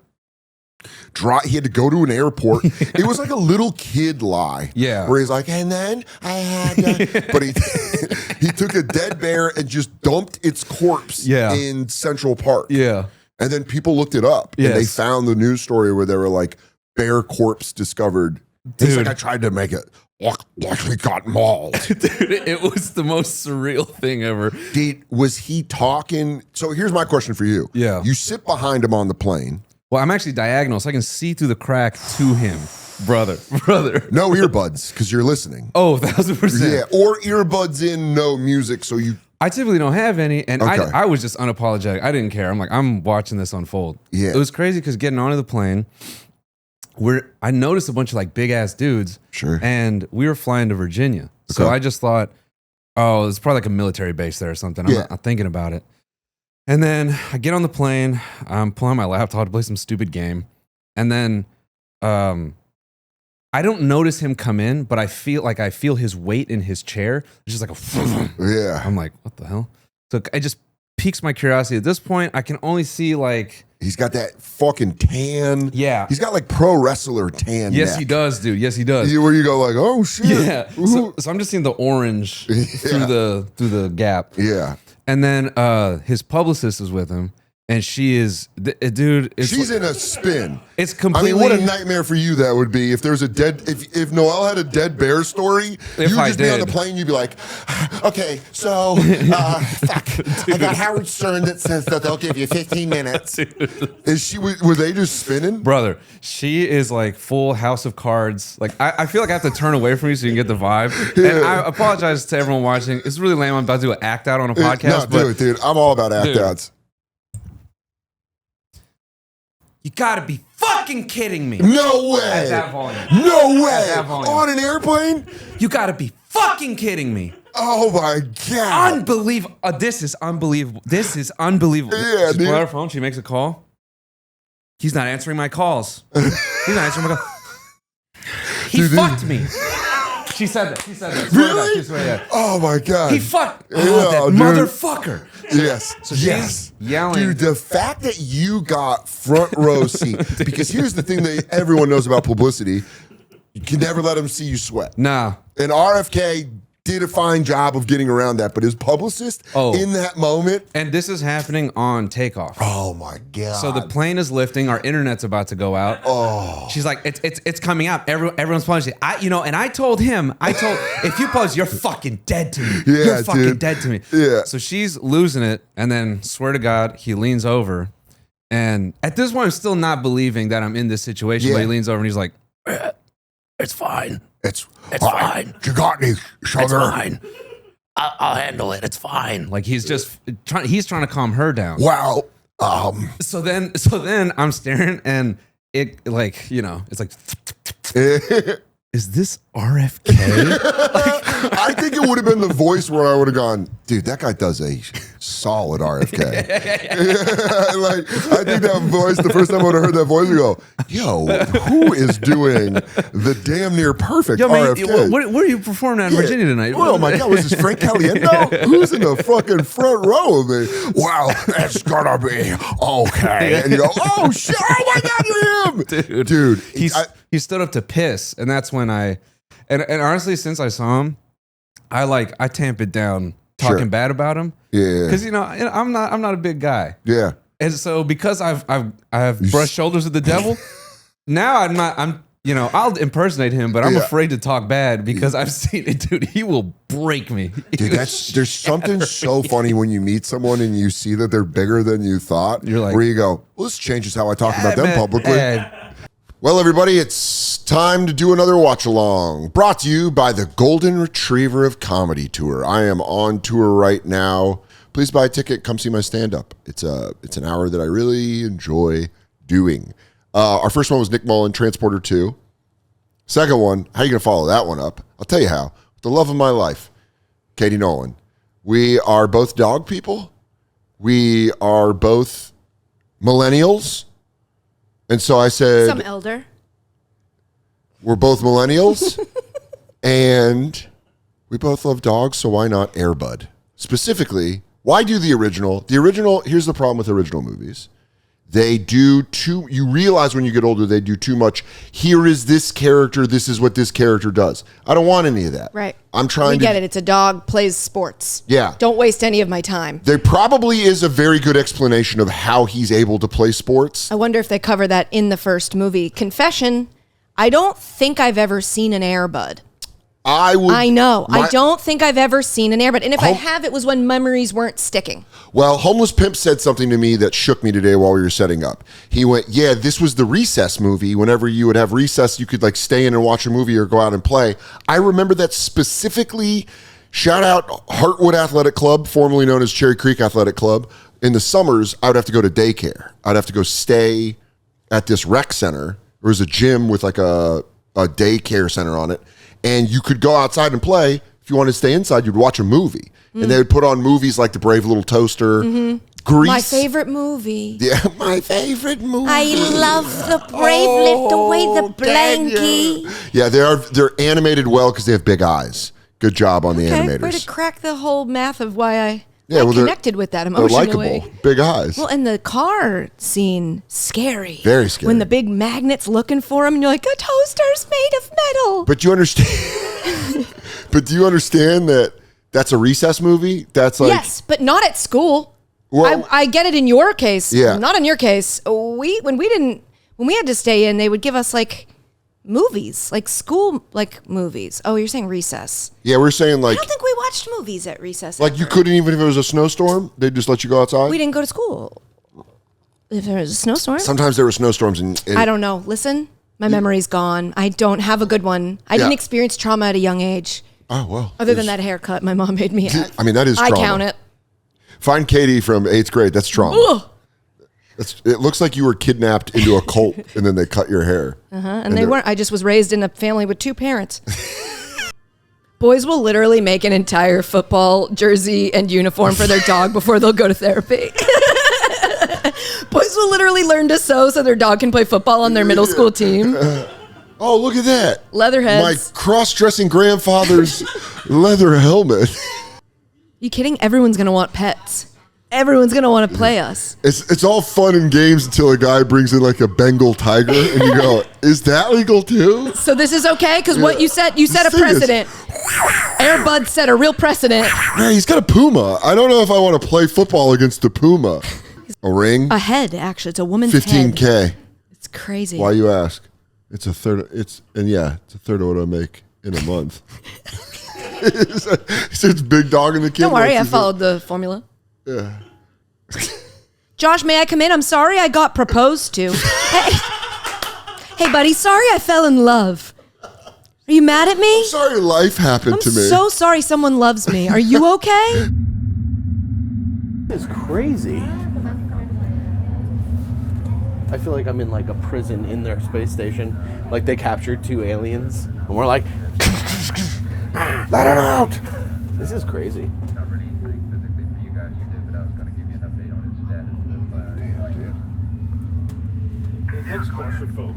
Standard bike seat though. It's crazy that they would like just like float up to that ring above. Oh yeah. Just like, whoa. I'm gonna go out. They always have like very official tones. Yeah. I'm gonna go out. Check it out right here.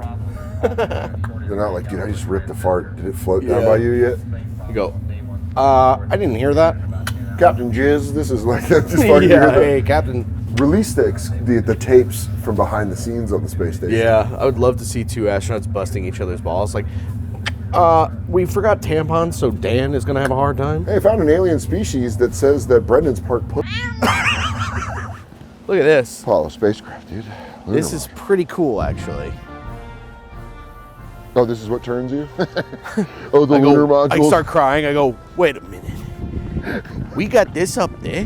Dude, people that'd be, I wonder if anyone's actually like cried in like a sincere way, which I would think is cute, but yeah. It's some old man just going, that thing right there won us a space race.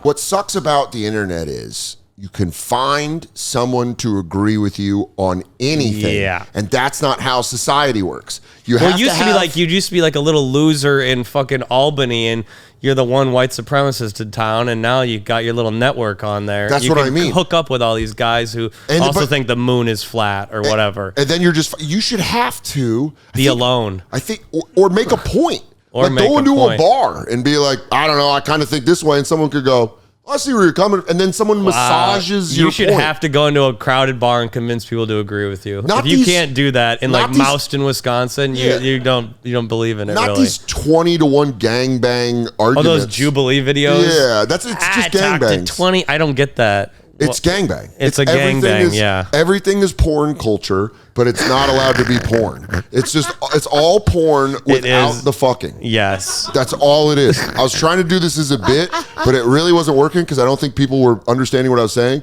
but it works. I don't know if Jubilee's as popular for a stand-up bit, but I think on here, that's people what I get mean. it. Like if you understand, but I was saying it is with a climax. It's gooning. It's gooning at its highest form. You just go like, oh yeah, you gonna fucking argue with her? Oh yeah, you hate white people too? Oh, yeah. fucking say it. Yeah. Say what I want to say. Yeah. Say the statistics, and then fucking say it back. And I'll say other statistics that go against yours, and will accomplish nothing. Rub your statistics up against my statistics. Oh fuck, I need. And we'll make a lot from monetization. We'll make thousands of dollars. It's the same with the helping videos. Oh, like telling you how to do something on Adobe Premiere or something they're teaching you? No. Maybe like woodworking? It's like the glasses that film. Oh, I haven't seen that. And it'll cross your algorithm. Now that I've said it into microphones, it'll cross your algorithm. Wait, there's glasses that film? I'm really anti-tech. I don't know the new tech. So they walk up on someone, and it's usually someone down and out, like a homeless person, and they'll be like, hey, do you have $1? And they always score it with sad music, like, yeah. They ask the homeless guy if he has $1. And he'll be like, yeah, man, I got $1. He's like, sorry. Or they'll walk up with something like, my car broke down. I really need $1. I'm missing $1, and then I can, you know what I mean? Uh-huh. And they go, well, hell, brother, I got $1. And they're like, what are you doing? He's like, I lost my leg to diabetes. I'm trying to get my lights not turned off. And the guy will go, thank you for that $1. Here's $100,000, and I'm gonna go pay your light bill. And he's like, "What do you mean? What the hell, dude? These are real things." Do they actually give him $100,000? They'll give him a fucking bag of money, and then they like. There's one I saw where the guy gives the guy a truck. He's like, "Well, I'll walk to work," and he's like, "I don't think you walk to work anymore. I think you take a truck." And you're like, "This is kindness porn." Yes, this is 100%. Because they're monetizing it. They're get more money to do it, I guess. But this pizza delivery guy is not fucking this housewife. These are two porn actors on a set with lighting and a director. This guy probably didn't serve in Vietnam. No. This guy probably He's didn't. probably a guy where he gets up and he's like, no, do you think the next time I should be... He's a failed actor. He did one episode of Growing Pains in the 80s, and he's just been looking for work. Hannah Montana, and he's like, she was a bitch. I played the shopkeep in an episode, and he goes, I could have fucked her. Yeah. I could have fucked her. I'm pretty sure Billy Ray wanted to fuck me. But then they go and they do these like so it's like Mr. Beast-esque, okay? Because he does it more like built porn. up. I get told I look like him all the time online. You look like his. I get told Mr. Beast does comedy all the time. You look like his brother that doesn't speak to him. and he thinks me and Beast don't speak anymore. Yeah, my name's Jeffrey Beast. I no longer talk to my brother. What's his name? I don't even know what his name is. Beast? Actually, Yeah, I have no idea what his my name name is Jeffrey Beast. I'm the Beast. We had a falling out after he tried to fix 100 cleft lips in an hour. I said that was too far. I said no. Let them be marked. No one will watch that. Mark them by God. If God makes them blind, yes, it's beauty. You should have fixed God's blemishes. God never makes a mistake. Goes, what can I say? I don't talk to my brother because he locked me in a house for 100 days. And then didn't he just do that? Lock a guy in a burning house or something and they had to for pull $500,000? money out? Oh, he had to pull the money out. Dude, when you watch the video, he's going in and pulling money out, and you go, late stage capitalism might be. We'll do anything for money. The most entertaining thing. It is. The fall is entertaining, no doubt. I understand that with our fall of society, when we're dead, Patton Oswalt used to have a great joke about dying at the end of the world is cool because when you go to heaven, you get to brag to everyone else. And I was there. I was there. Fire was shooting outside. It's just great. I'm pretty sure that's an old Patton bit. That's great. But it does make me think of like, it is our collapse of our society of like seeing Romans and being like, I always like, what would I have done as Rome was burning? You would have been in the Turns vomitorium. out I was doing the Omaha Funny Bone. Yeah. That's what I would have been doing. No, but you would have been doing like the Venetian like speaking circle. Oh yeah, right. I'd be the guy, the comedian at the orgy. Yeah, Sean Murphy and I went and saw. We were at the Pittsburgh Improv where you and I there we go. worked one time. But we walked across that movie theater at the Pittsburgh Improv and we watched Gladiator 2. Oh wow, was it any good? No. It was horrible. No way. But there's this scene where they're like Denzel and everybody is like with all the people that bet on the fighters. You know what I mean? Oh, they were into DraftKings back then too. Yeah. They were deep. It's Caesar's Palace. Yeah, right. Please get the right gambling God, that out. was a better riff. no. Cut We're it. here to punch out. Cut it out. Switch Damn it in. it. Zip, zip, zip. So we go. And there's a part in the movie where they're all talking, and then there's these like. I might have brought this part up before on a previous episode. I did. But there's like, I just want to tell Jeff it. So I'm sorry, listeners, if you remember this, but Jeff needs to hear this. Come on, let me know. I need to learn. But there's a scene where there's these like two gay guys covered in glitter and they're playing the like, woke mob got to Gladiator 2 also. But they're playing harps and they're like, and the king and the sparrow or whatever. Yeah. And Sean and I were both like, that's comedians in Rome. That's what they did. We were minstrels. Yeah. We all had to know how to play the ukulele or the mandolin. And just be like, and the story of the king. And King Charles, your enemy, is a big queer man, and he sucks. I heard he doesn't like pussy. I heard your cock is big, my king, and I'd love to see it one day. We're close to getting back there. Oh, they're doing UFC at the White House. It's the same thing. It's the same thing. Late stage capitalism is great. It's all the same. But here's the deal. You guys can be like, oh my God, there will be a hype video that will make you feel something. for the fight. When they get the octagon set in the ring, I'm telling you right now, they're going to make a hype video. And they have Pelosi fight McConnell. Yes, I'm in. That's what they got to do. If you want to fucking get me to buy the ticket, you're going to turn us into like this bizarre, like not trying to watch capitalist hellfest. I don't care about the actual UFC fighters. Yeah. Get AOC against Pete Hegseth or I love something. it. Yeah, I mean, Hegseth come on. would ruin her. Hegseth would ruin her. That would be a terrible but fight. I wouldn't mind seeing Marjorie Taylor Greene versus AOC. That's a better fight. That's or a I'm much thinking, better fight. I mean, Iman versus Bobert. Oh yeah, Ilan against Bobert. There we go. Bobert, I would love. That'd be a good one. We can make this match card all day. This could be good. I'm thinking Gavin Newsom against. He could go. I don't know. He's not that strong. I think maybe Newsom, unless he was can't secretly try- doing BJJ. I think he's fairly weak. I hate to say it. I don't think he's a really strong guy. I think you know who would surprise us is Buttigieg. Buttigieg, I think, could have a little. Fetterman too. He wouldn't remember. No, he's got CTE. But that's fine. He'll just fight. He'll I don't know fight. if you've ever seen him. He walks around like. Oh, he's not there anymore. Yeah, no, you go, he's drooling everywhere. It'd be. But he can fight. I think he could get the fight instinct. You just put a black person in front of him, he'll try to attack him. I think he's like Hodor. I think he's only got one more thing left in him. I think, but I would love to see a Pelosi. Who's an old lady on the other side? Yeah. I would even go in party fighting Pelosi Feinstein. Oh, that'd be great. No, Feinstein died.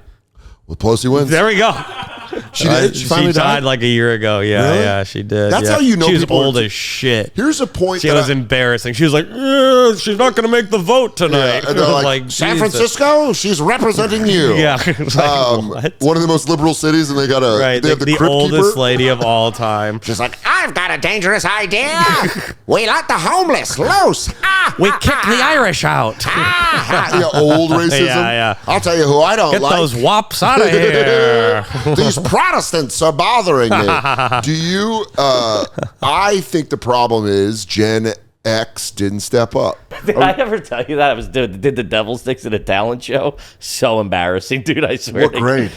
6th. Okay, you're okay. I'm on the fence, but you dude, still don't want pussy that much. I was really good at them, right? But so we did I was good at my house. Were you doing dueling or was it just you? Just me, right? And I on fire. You're like leaving the cabin and you grab the sticks. Are you like, you ready, boys? Yeah, I'm Let's like, go, girls. We do. I love that. I love you getting ready and you being like, time to blow some fucking mind. Did you think it was going to murder? Dude, they were gonna carry me out of there. It's a devil sticks, Dan. This isn't hacky sack. This is Holland, Pennsylvania. Not that many big acts come rolling through. So I could do the one, like spinning around the one. I could do the double, like fucking. I could throw it up and fucking bring it back. I was good, right? I was so good. Did you have music? Right? What was the song? I forget the song. He wakes up in the morning, goes to bed, brushes his teeth, and I lost it in the lights. That's what happened. I didn't account for the light package they were going to run during the show, Dan. And I mean, I was a little disoriented. Left over from a White Snake concert the weekend before. Did you like tape up your wrists or anything before the performance, or did you just go in? I just went out. I'm like, dude, I'm so good at You were very confident. Very confident. We had done a dry run, like we did a dress rehearsal, but they didn't do the lights because it was the daytime. People are still setting up the room, whatever. Yeah. Overconfident, devil sticks, summer camp, fat kid. That is a recipe for virginity. disaster. I'm gonna tell you right now, that's a crash stew. You're about to crash out, buddy. Dude, and I'm like, I was a little off, whack, you know what I mean? You know when you go out for a set and it's just, you're like, oh, dude, it's just not here tonight? Spinning. And I'm like, everything's a little delayed, but it's okay. And I go up. And man, it just, the strobe lights hit the stick. And you lost the pop-up. I lost it, dude. I don't know. It just falls. It didn't fall on you. No, just falls. All right. And like people are like, pulled a Buckner. Dude, and I must have dropped it 9 or 10 times. Oh, that wasn't it? No, dude, just fucking. Then at that point, your confidence is shot. And I can't even do the A+B over here. You do it. You're walking over, picking up, going, no, hold on, give me a chance. Yeah, all right. The CD starts skipping. Hey now. Get your game. I need some chompers. No, don't do it. I'm doing it. You're getting veneers? Eventually. Yeah. I'm missing 3 teeth. Okay. I got 1 over here and 2 over here.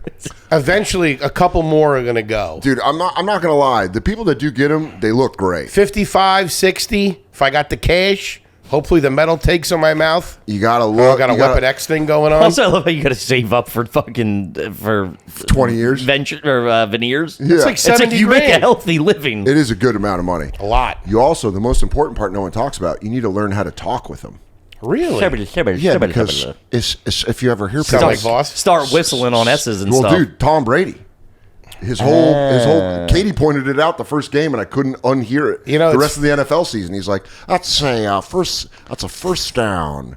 I think it's proof of higher existence that Giselle ended up got deep quick. That Giselle ended up with a Brazilian jiu-jitsu instructor. Yeah. Because Brady's like, "Yeah, what is he gonna do?" He's like, "Twist you like a pretzel." Mm-hmm. And you're like, "Fuck." All right. And his kids like him. They're like, "Dad, he taught me how to." He's like, "Shut the fuck up, man." And then he's just those 2 Christmases though, not too shabby. No, that's not a wrestling set and a PlayStation, dude. That is a a Panama car in a Canal house. Tom's like, "I bought you your own house." He's like, "I'm 7." Here's the Raiders. Here's 5% of the Raiders. Here's Max Crosby as a bodyguard. How much is he in for the Raiders? I think he's a minor owner. Still get to show up to the games and all that. So you get free drinks and all that shit, right? Oh my god, you own it. The swag. How do you think if Tom Brady didn't own the Raiders, he couldn't get tickets? He goes, "Oh, guys, I can't get tickets." I also like that Foley has the thought process of an owner, like he's King Ralph. Yeah, where he goes, "Oh, once you get access, you can just." That's what it's all about. I mean, I would live at the stadium. I'd be a weird owner. That's I would like live there. Yeah, you live in the locker room. Yeah. Like that's Dan. He hasn't been out of the stadium in 48 days. Signs. You're like Kanye cutting an album. I got long fingernails and a beard, and I go, "Guys, lift me out of my seat." Whenever anybody with like a comic would get like a writing job, like at SNL or like on the Tonight Show, my first question, congratulations, that's awesome. They buy you lunch? That's because that's where they should be. Their spread should be in there every day. That's if you got hired. Yeah. You ask Lauren's like, "That's your first question." Yeah, you're getting lunch, right? Not where your office. You paying for lunch? You're a fucking dickhead. You buying your own sodas at the stadium? You own 5% of the joint? Yeah. I'll work here, but I want 2 things: to meet Will Ferrell and free lunches. And he goes, pair of short Sandler wears. He goes, "You know what? That's actually the Chris Farley deal." So I understand that. The worst dentist I ever had was in New York City. And it was in Queens, in Astoria. And the guy in Astoria, past a certain part, it's like row homes, but they're also businesses. Mm-hmm. So you go to just this house. Right? That's always interesting. And then I walked in, and I'll tell you what, it wasn't the house that bothered me. It was very nice. Once you got inside, you realized that it was an office, an actual dental office. The guy came around the corner way too spray tanned in like scrubs and just. Did he have jewelry? He had a necklace. Okay. He had a necklace. Right, I didn't look at the hands because there was gloves on it. Yeah. But he was way too like New York. He was too Queens. He was like, "How you doing?" He's like talk, in my mouth, and he's like, "So, what are you a fan of?" I'm like, "The 49ers," and he's like, nah, you guys' run game's not that good. And then he didn't, it felt like he just went like, boop, boop, boop, boop, boop. Oh, yeah, you're good to go. And I went, I don't know. I don't know dentistry, but that didn't feel like he that did didn't anything. feel right. That felt like I went to him twice, and then I was like, I'll just wait. My Prince Charming is out there. It's like when you go to a Jiffy Lube. Yeah, and you leave the Yes. car, and they come back and they go, "Yeah, it's all done." Yeah. You're like I've been looking at it. I feel like you guys. He goes, we're underneath working. We're underneath. I'm They like, definitely I don't Jiffy know. Lube. He did a Jiffy Lube clean where he just was like, I don't know, it's good. This guy doesn't even know what's going on. He doesn't know what a bicuspid is. I could do this all day. I And do he this goes, all day. I don't even actually look at their teeth. I've been wanted by the Gambino family since '87. He goes, If "This I'm is- being truth be told, it's my brother that's dentist. He goes- I'm not even a dentist. And I just take his smocks. I come down here. I poke around a little bit. I go back upstairs. Whatever. I got a sauce going. I got to go stir it. You're good to go. Don't eat sweets. What are you, a child? And then you leave and you go, it is good dental. That's how, just a New Yorker breaking your diet down. What are you, fucking 6? Stop eating candy. He goes, just stay. I got a sauce. I love it. As long as I got He's stirring it. He asked me, how many Yeah. times you brush a day? You're like, huh? Now I have a great one. I have a great one in Midtown, and she's nice, but also it's like I was raised by a single mom, and it reminds me of the same energy. Where she goes, what? And you're like, my tooth hurts, and she goes, okay, come here. and then she goes, okay, There's something comforting for you. It is. Dude, Yeah. it's the energy. Yeah. It's the way that you like that the guy was like, yeah, I want to get in that fucking mouth. I'm gonna fuck your mouth I don't know up. what your problem is. We're gonna lock that down.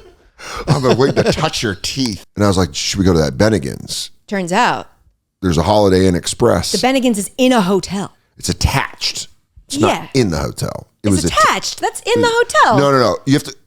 To me, Let's if have it's this out. Yeah. Let's litigate. in a hotel means you walk in the door of the hotel and the restaurant is in the hotel. Okay, I could Versus see that. Connected, which has a completely separate entrance. You don't even need to go in the hotel to go in the restaurant.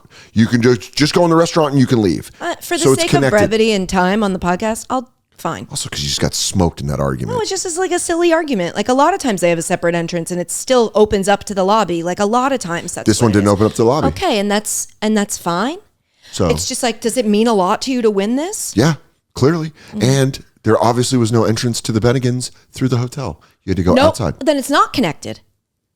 Then it's That's attached. different. No, it's not attached at all. Attached means there's a door. I feel like I'm losing my mind here. Let's not not move in the past hotel. it.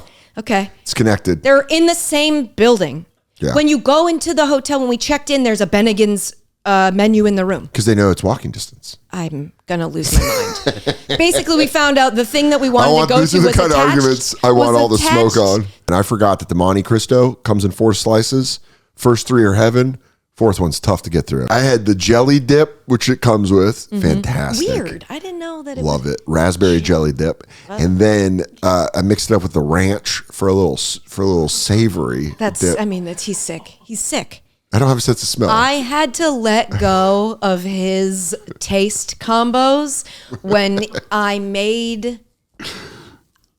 Was it buttered noodles? And Yeah. you were like, yeah. you put hot sauce in it. Yeah. I was like, Oh, yeah. what are we doing? Oh, yeah. What are we doing? Oh, yeah. Put And a so lot of now I learned Cholula. it doesn't benefit me to I just let your freak flag fly when it comes to your ranch. I turn a blind eye out of, I eat like a man without a sense of smell. Dave Coulier. Sure. Comedic icon. Cut it out. Got cancer, and I think they did that. But he got cancer. And his co-star and lifelong friend John Stamos put on a bald cap. He put on a bald cap. He put on a bald. He put on a bald cap and then surprised Dave Coulier. And Dave Coulier had to do this thing where he was like, "Oh, John, I love you." I'm going to show it to So you. he put on like a swimmer's cap to go, we're in this together. Absolutely not. What a fucking chode. What a chode, dude. That is such a chode move. Isn't God, it? That's disappointing. And then of course the next thing is Dave Coulier defends John Stamos' bald cap after fans call it shallow gesture, and you're like, "'Cause it is." But once you put a fucking bald cap on, now you're just being an asshole. It's like, just stop. Just don't do any of that. Don't do it. You never had to do any of this. None of this is necessary. You didn't have to go out of your way to go like, "I'm not going to do the thing for you, but I want credit." That's like going bing bong, and he opens the door and he goes, "Look, I look like an idiot just like you." Wow, that's crazy. I mean, it's not real. My hair's still under here. I don't actually have cancer. I don't want to like. Oh God, no! I'm going on a date later. Would have shaved it, but I have a Beach Boys gig. I remember I actually co-headlined there with Hedberg, and Hedberg was doing his own thing. Sure. But, what was that green room like? Is he in his own space? Or are you guys hanging out? Well, he was always in his own space, even when you were talking to him. That's what made him great. Yeah. He was like a different time zone. That's why his joke pacing is different than anyone's ever. Totally. Heroin's amazing for pacing. He'll slow That's you how I down. gotta learn how to be comfortable on stage, is just start blasting heroin. Yeah, just make you pure, man. Hey, that's Miles Davis. It's all jazz, It's just, I do think it speaks to the simplicity and the sort of evergreenness of his humor. Yeah, absolutely. Is that it was almost childlike in its construction. Yeah. And the pace was, I think it definitely, look, I'm not going to say it helped him. Sure. But I did one of my last runs with him, with Hedberg, Really? before I got sober. Yeah, dude. Fuck. I mean, it What was is kind of that crazy. like? Well, it was just one of those things. It's like going on the road with the 72 Stones. Well, no, because it's just him and his girlfriend. It's just Lynn and Mitch. It's just Lynn and Mitch. But I'd gotten up there and I was still using pretty heavy. There were 2 comedy festivals that did me in. Okay. There was the one with Hedberg that was up in Seattle. Okay. So I've been sober since 99. All right. So it's probably 98 or something. And I didn't bring any shit. And we were co-headlining. I don't know how that happened, but it happened a couple of times. We were co-headlining in Seattle. And I didn't bring any Coke with me or nothing. And I'm like, do you got anything? And he's like, so he's like, but he was at that point. I have a bus. Sadly, he was at that point where because of who he was, that they would gravitate to him. Sure. And they'd want to. He they was want to surrounded by enablers. They want to give him heroin. They want to be the guy that, Mitch Hedberg did my shit. They had a guy. He always had a guy somewhere, but I was not a heroin guy. Yeah. But we ended up in a hotel room, and he had all this black tar heroin, which was that.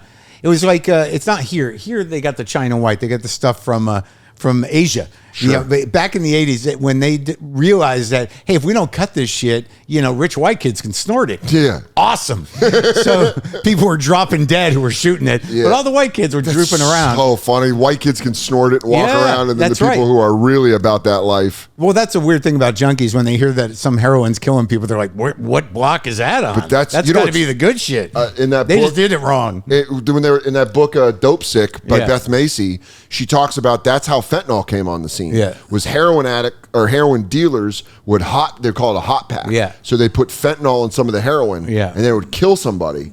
And then all the junkies would go like, "Oh, you got that shit." Yeah. Like, I want to come get your shit. Yeah. I killed a guy. And they're I know. I know. He didn't know how to do it. Lightweight. Yeah, that's what it is. You know what it is? That's the way when there's a bad audience, every comic goes, "I got him." Yeah. It's like a hot pack in like it's a shitty crowd, and you go, "They haven't heard my take on the weather yet." But I do remember that day because when you're doing the coke, because he had coke, he had the tar. The tar was from Mexico. Sure. The reason was tar. That's what got all over California, and then eventually ended up all over the country. It's a great book about that by Quinones. Sam Quinones wrote a book. Oh, what was the first one called? It was about how the transition to black tar heroin made it all over the country. Sure. It was because of the pill mills. Yeah. The whole, dark economy of oxycodone. Oh, yeah. And they were just in the parking lot selling this shit. And this one region in Mexico started sending these, small groups of guys to create a pager cell in these, Eastern and Appalachian areas. Yeah, where all these people were getting work compensation for hurting their backs. And Right, tough jobs. but the thing was, they'd show up in the parking lots of the pill mills and say, I can get you higher for $10. For $10. Yeah. And that's how it spread, dude. I mean, there was a story in that book, Dope Sick, about a woman that she needed shoulder reconstruction surgery. And this is when doctors were getting paid to prescribe OxyContin by Purdue Pharma was like, hey, push it. And this woman got on Oxycontin, like 40 milligrams. She was on 80 she was on something for a month that anyone that knows science was like, that was so over the top. Sure. And then she came off it, and that happened to her. She She went to a pill mill, and someone in the parking lot was like, I can get you. She didn't have any money. Yeah. And like, we can just get you heroin, and she OD'd in her car. Oh my God. But that's how they got her. I think it was called Dreamland. It's a great story about. I absolutely order that book. It's I'm great. going to read that. Quinones it's great. He wrote another one about fentanyl and meth recently. But that one tracks, the AMA, making it legit for people to prescribe on a kind of pain management thing. Yeah. And that opened the floodgates. Fuck yeah, and then the pill mills happened, and then the black tar. And he just found it because he was doing research. He was an LA journalist. Yeah. And he was doing research just for a black tar story in LA, which is where it was. And he just pulled the thread and was like, holy shit. He was like, what's it doing in Appalachia? Yeah. And he tracked it all down. That's a fucking great book. But meanwhile, me and Hedberg.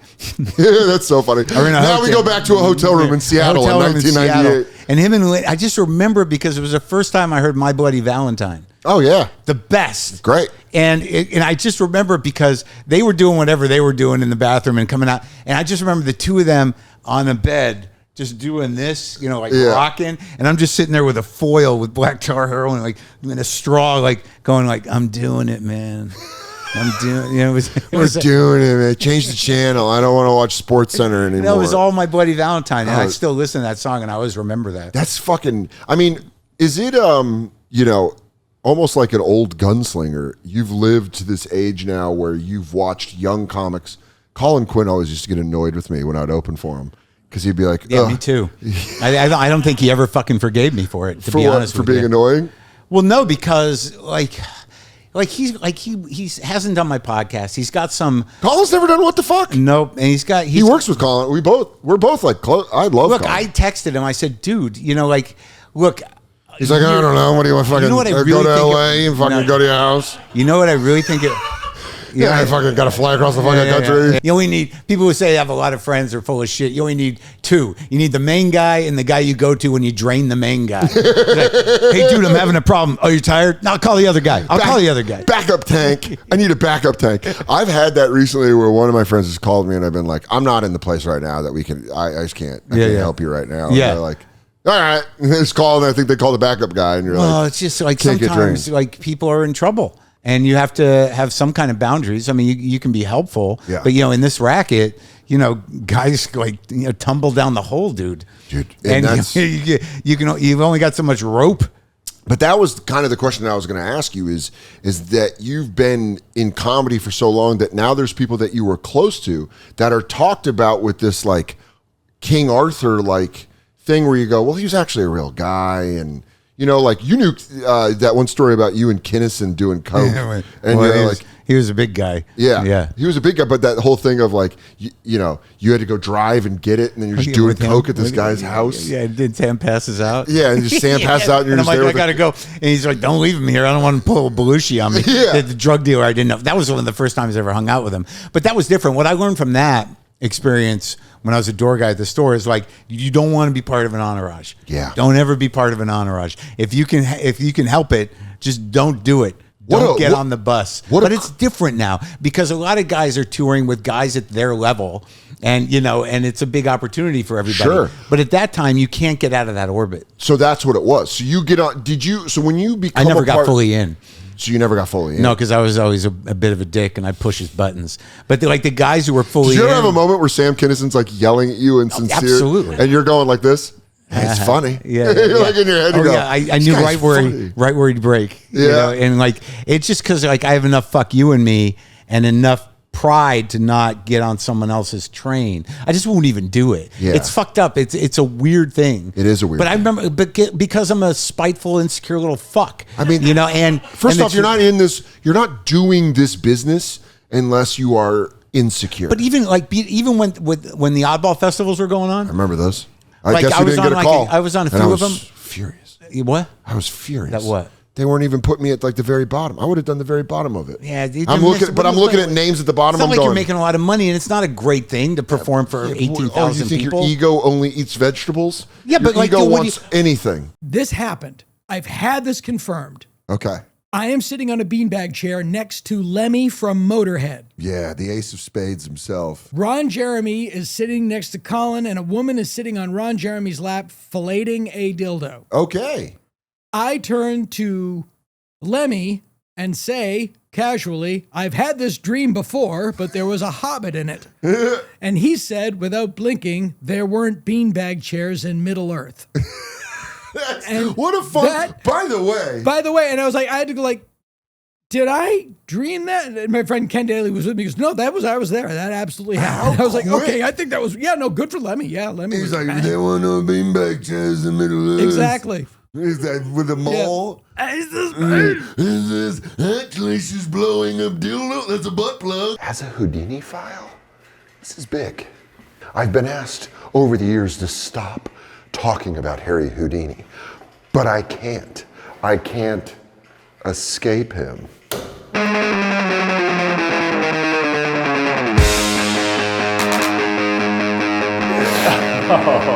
You know, people say Austin, Texas is where all the alphas move. But I think right here in Appleton, Wisconsin, we're doing a pretty goddamn good job. It's time to pivot to a sex podcast. Which handcuffs bring the most pleasure? The fact that you could break out of those is insane. If I were Harry Houdini, do you know how many fucking DUIs I would get out of? Yeah, put me in the back of your car later. I would just be getting arrested all the time, just being like, okay, I'm going home. I'm out of here. Yeah. Houdini's milk can escape. He would be locked in a large galvanized milk can filled with water and then escape while concealed within a curtain cabinet.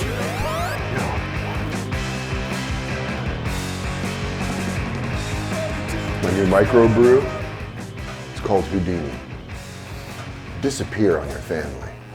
Drink Houdini beer. Physically be there, mentally, somewhere else with Houdini microbrew. Oh, Matt, do you want us to put you in this? Dude, I'm already in it. Oh my God! Oh my God! What a reveal! Oh my God! You son of a bitch! And it was locked before. You guys didn't even see it. Yeah, you guys didn't even see me do my thing, but whatever. Now. It's kind of nice in here, honestly. My turn. Let's get real. What are you doing? The handle of ice. Is it cold? Yeah, it's real cold. Well, you're from Buffalo. This isn't fair for you to do it. This is just pretend you're at a Bills game. Damn, dude, you've been doing that for a while. Record is 120 seconds. I'm at 2 minutes. Houdini is a bitch. So you suck my dick. Wait, 120 seconds? Uh-huh. So that's 2 minutes. So you just broke his record. Yeah. Damn. Houdini never ran into Sean Murphy. Yo, old bitch ass. Yo, look at that. This is what Bill's Mafia is. People want to know what losing 4 straight Super Bowls in a row will do to your brain. It's this. You can hold an ice dildo for 4 minutes. Great. I'm horny. He just gets pegged from the back. This is so I can't fight when I'm getting pegged. I like to be tied down. He goes, bring down the peg cage. It's time for me to fill her up. Damn, Houdini was kind of a short king, huh? If you fit in it, I mean. I feel like Houdini was into some wild shit to come. Oh, dude. You know what I mean? Like, you're like looking around, you're like. Yeah, king of bondage, kind of, if you think about it. Like, do you think that's how he got boners? Was he's like, I got a crazy idea. What if I wear like a skimpy one-piece swimsuit and then you just toss me in this metal cage filled with water? He is German, so it does make sense. Or he's Hungarian? I forget what Yeah, it I is. think it was Hungary. Mall culture. People try to act like it still exists, but it doesn't. No, it's You not. would go to a mall to just maybe see hot girls. Exclusively. I went to the mall every Friday for like 25 years straight. We No were like money. the Cal Ripken of the mall. We were in there every day. The Iron Horse. They had a of little mall. 2,130 roll down when we went there. He's going to show up on this Friday. I mean, you just went to Friendly's and you went to Record Town or Saturday Matinee, whatever it was. Yeah. You get a couple CDs, Barnes & Noble. Go to a Finish Line. Finish look Line. at some sports stuff. Yeah, that was fun. Courtney Kelly, who was like my big crush, worked at Finish Line. It was like a big deal. I had to be Man, like, when we're a going, hot- and I'd be nervous outside. When a hot hot girl that is at your high school worked at a store in the mall. Yeah. It was like a petting zoo. I need new sneakers. Visit it. You could visit it, like going to a zoo for hot women. You'd be That's like, a bit. yeah, but you'd just be like, look at there she is. Oh, watch her. Oh, she's at the counter. You're like hiding behind a rack of pants, and you're like, oh, look at her. Well, I wish I could fucking redo my stupid fucking pathetic life because I was always nervous. I'd walk by, I'm like, I can't go in there. I went in there 2 weeks ago. I can't buy it. If I could just do it over, I'd just be like, hey, what's up? Because you know bitch. Why? Because at that, yeah, hey, she probably would have gone. I mean, you're from Massachusetts, so she would have gone like, what are you talking about?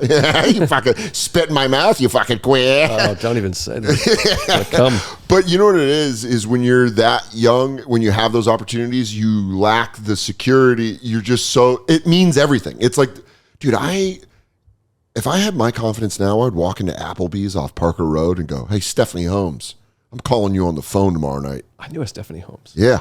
I had a huge crush on Stephanie. She was a year older than me, so she was a woman. You know what I mean? Like, she was a woman when I was a boy. Wow. And you didn't do it? You didn't pursue? Never. God, she even told my friend, and again, this is Ann Pope told me this, so I got a source, but she was like, I think he's cute, and I still didn't go for it. Yeah, I had no fucking confidence. And I don't know if she actually said that. That might have been Anne making me feel good because I liked her and she didn't like me. Well, I look back at I might tell you this before. I look back at I have photo albums because I was always the camera guy. Yeah. And there's like a photo of this girl, this hot, cute girl who's like a comedy fan. You know, there's like these people that would hang out. Yeah. And she's like sitting across my lap. I'm like sitting like this. Yeah. And you go, and I'm just like, well, you know, I don't know. She probably just thinks I'm gay. I mean, I'm like, she's laying on me. Yeah. And I was like, It didn't I didn't start realizing. I think that's where a lot of guys go, where we lose guys. They don't realize they're not unwanted.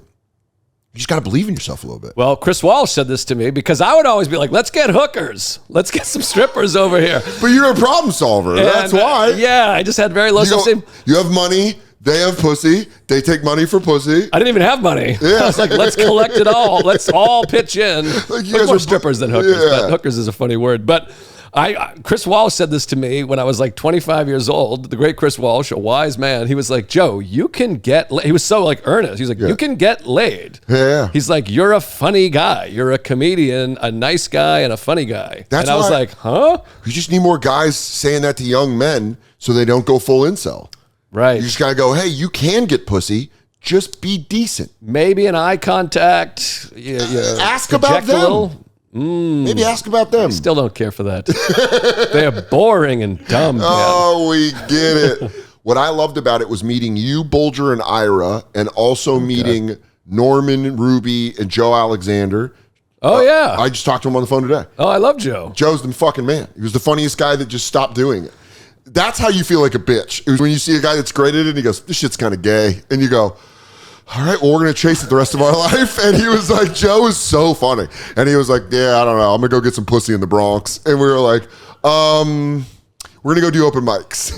Joe Alexander did one of my favorite things that people do. One of my favorite comedic things in life is when you steal from a bodega by just opening the thing and start eating it. Yeah. He would just do that. It was like endlessly funny to me when someone's just like, chips. And I was like, that was fucking crazy. And you almost, in your mind, you go, well, practically it would make sense to not get in trouble because you ate it in the store. Yeah, you just walked right out and I was like, that's fucking hilarious. Yeah. Was how much closer to porn stars we are than we act like. Oh, yeah. Comics are just porn stars without the dignity. It really is. They can perform. No, we're all carnies. That's exactly it. Yeah, we're all carnies. Evolutionary chain of show business where like opera stars and ballet stars are at the front. We are right in front of the guy that puts the condom on the donkey. Yes. And even him, he probably has a better 5 minutes than a lot of people I know. I would listen to a podcast of him talking about donkey cum before half the podcasts that get millions of views. Is Donkey Cum Town still on? Donkey Cum Town would be Nick Mullen and the guy that ran donkey shows. By the way, I think that would be the only thing Nick would want to do now. If I talked to Nick, he'd be like, "Can you actually sign that up?" I always thought it was funny that they were like, "Cum Town." Yeah, no, that's it. Yeah, we'll go with that. Well, I'll tell you because this is my comedy history that I can share with you. Nick was featuring for me in Boston at Laugh Boston, and we were driving back to New York. I remember this conversation exactly. we're driving back, and he's like, I'm going to start a podcast with Adam and Stav. And I was like, oh, yeah? And he goes, yeah, the only reason I want to do it is I want to make the logo look like cum. And that's it. That was the only bit that he wanted. That's all he had. You do come off like a guy that like is trained like the transporter. Like Me? you like, No. yeah. I can't kidding. go up a flight of stairs. But I'm saying it'd be funny if you had that skill set. Yeah. If like the way you talk. You should watch me try to parallel park. That's what I think we should do, like, before we get into the movie, a whole, like, first off, thanks for watching this with me. But I don't remember Transporter 2. I've recently watched Transporter 1. Do you? Yeah, I have not seen, I saw this in theaters, I think. In 2005. Yeah. So I don't, the 2 and 3 I haven't, because in my mind I was like, I would be like, I got to watch all the Transporter movies, and then I would rewatch 1 and I split them all. I do the same thing with The Godfather. Yeah. I'm like, in part 2 when Michael becomes the Godfather. Yeah. And they're like, that's like 20 minutes. You go, oh fuck, I really thought that was more than that. Yeah. But this movie in fact, I don't think I've ever seen Godfather Part 3. Either have I. Yeah. I don't know. I've been told by people that love The Godfather to not do it. Yeah, and then like I may have only seen part of 2, because they're like, that's the one with Robert De Niro, and I'm like, yeah, he plays Ray Liotta's friend, and like and he does the heist at LaGuardia. Yeah, right. And they're like, that's. And he's like, yeah, I have nipples, Greg. Remember, he's like a bad grandpa or something. Yeah, right. Just his worst works. Can you make a deal? Can you make an offer you can't refuse to me? I got nipples. Oh God, this is I got nipples. We're 5 years away from this actually being Robert De Niro in a home. Yeah. And it's all just blending together. Yeah, that's the other movie he's in. Oh yeah, Awakenings. Yeah, no, The Irishman. Oh yeah, it's all going to become one giant De Niro casserole. Yeah. And you know what's crazy is no one realizes. You know what's this is a fun fact. Harvey Keitel's character in The Irishman. Yeah. My dad dated that real guy's granddaughter. Really? Yeah. How was it after The Irishman came out that your dad put that together? No, before. Because, I mean, that guy was like a famous mobster in Philly. Yeah. So my dad dated his granddaughter, and he was like, yeah, it was like scary. Yeah. Yeah. They're terrifying people. Yeah. He said the father, like that guy's son, was like a dick, but he's like, but the grandpa was like really sweet and nice. He's like, and he didn't know at the time. He didn't know that. Yeah, because it came out like he dated her when he was in like high school. But he was still scared of her when he was dating her? Well, I think maybe he was referring to after the fact or something. Yeah. Or he might have just been that the father was imposing. But he told me the story like 10 years ago. I think it was like he dated her when he was in high school, and then that guy got like assassinated or arrested or something in like the 70s. And then it came out. And then afterwards he was like, oh shit. Yeah. You're like, oh fuck, that guy was super dangerous. Yeah. But if he was nice to him, yeah, I mean. Because, it's funny because it's like all Italian Americans lie about being in the mafia. Well, they all want it. It's similar. Like the Italians are like, yeah, I murdered a guy yesterday. It's like, what are you talking about? It's always for something valiant. It's always like he disrespected a poor child. Yeah, guy disrespected. Yeah, I had no choice. And that's why. Are we recording? Yeah. No one talks about the fact that De Niro is going to lose cognitive ability, but then some Filipino nurse is going to see the greatest performance of his life when all the roles combine into like a thing where she's like, I got to see just some old Mexican lady being like, Mira, I got to see Don Corleone into Meet the Parents. His pants are just filled with shit. He's calling the help in. He goes, counselor.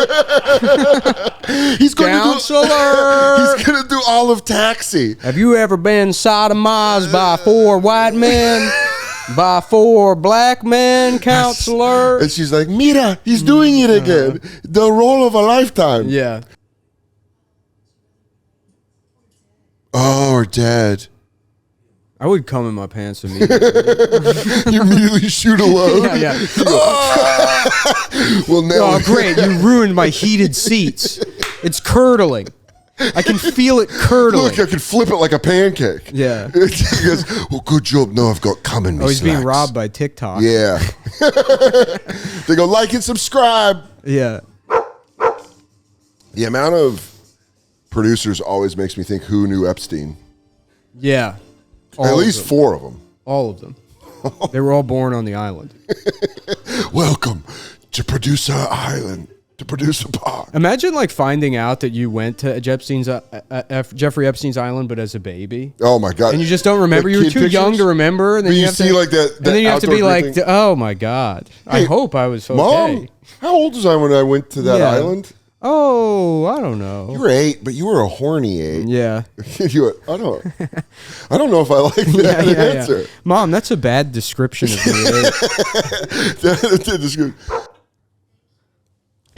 What I love about Transporter franchise, they make every woman crazy horny for Jason Statham. Right? Yeah, she's sweating. Yeah, she's like profusely sweating. She's like, oh god, like a Yeah. black preacher. She's like, god damn. You ever some of her like pussies coming out of the top of her shirt? Oh no, that's my juicy wet pussy in the middle of my pussy's shirt. coming out of my shirt again. Oh, and it's up. You could tell it's lonely. Yeah. Her earrings just say "fuck me." she's got a necklace that says "cum guzzler." Yeah, fuck me, Mr. Transporter. Yeah. You're a homo. I mean, this guy has a right to be pissed off if she's standing there like that, Yeah. looking through With the her fucking ass car. out the car like that, Yeah. sweating on him. Working at the car wash. They go, who did we get to score this film?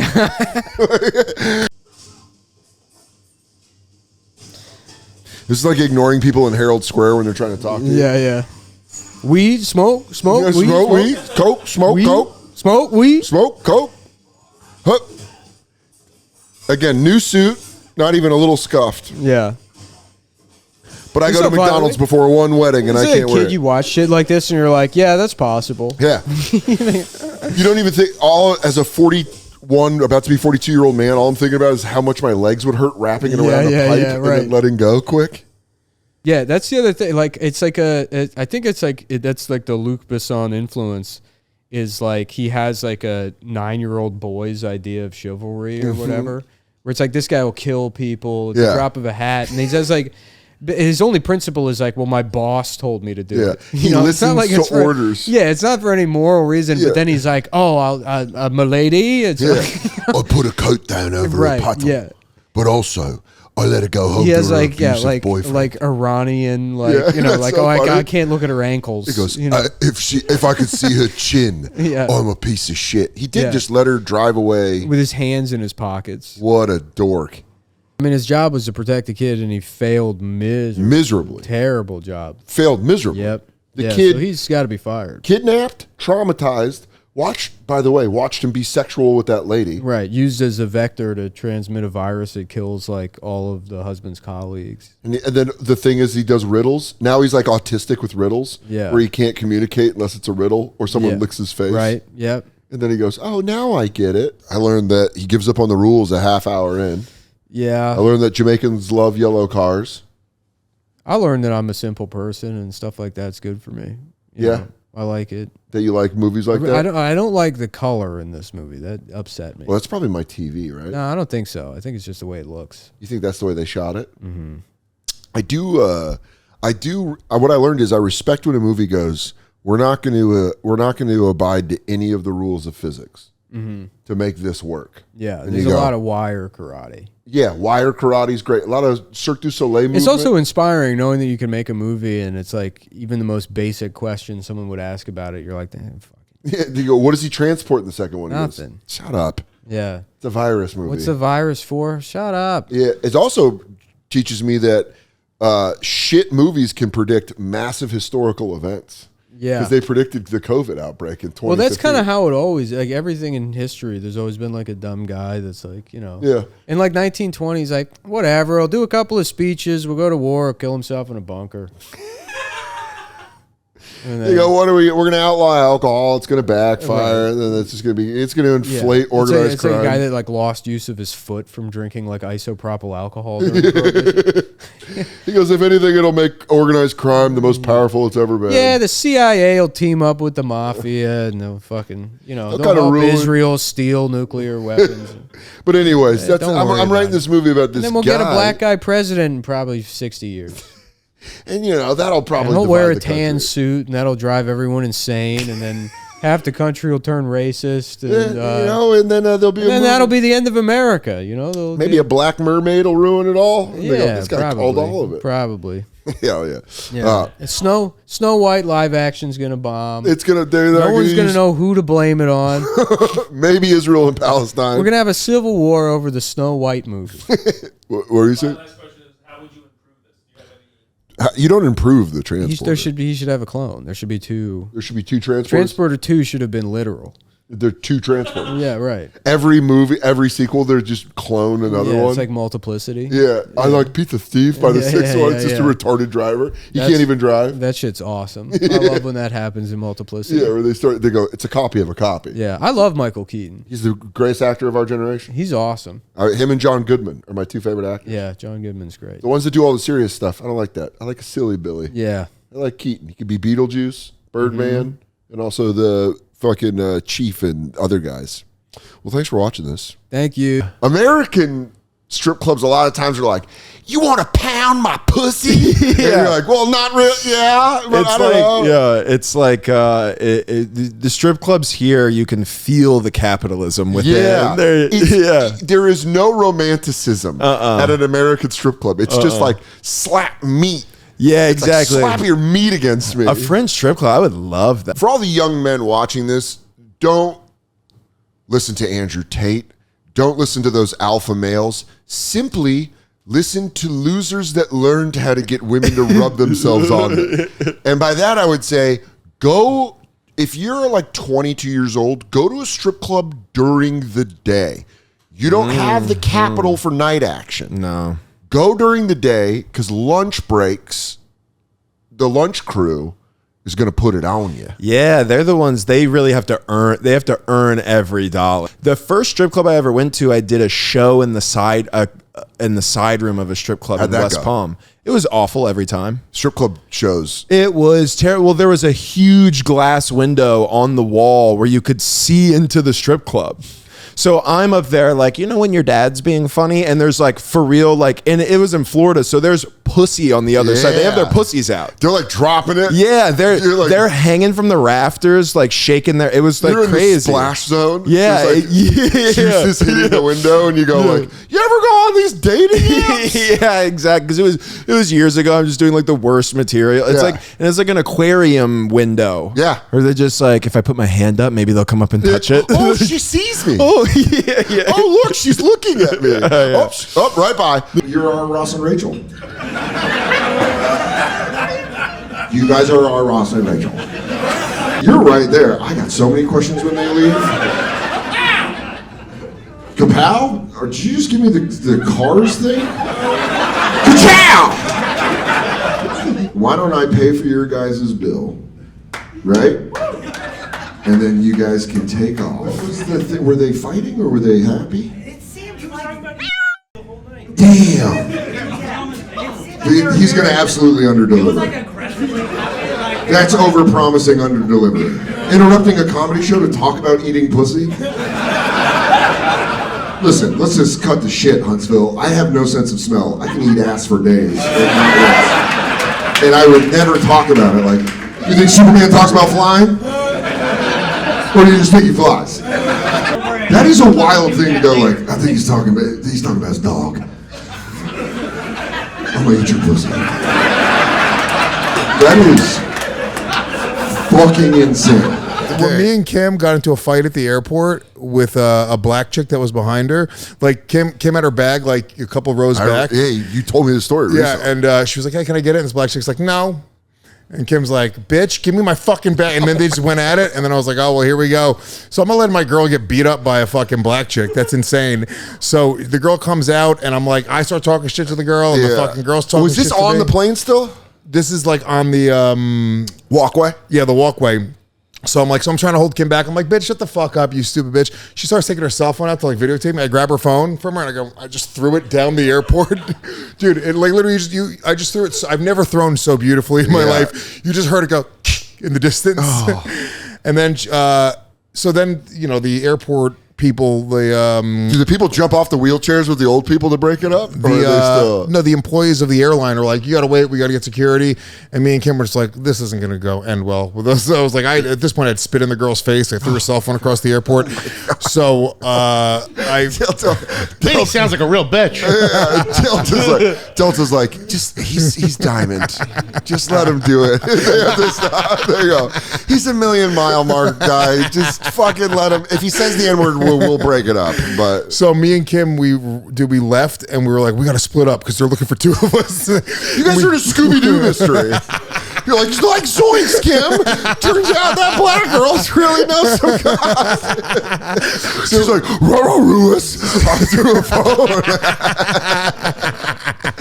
Like, zoinks, Kim. I didn't know you were going to start it with that black shit.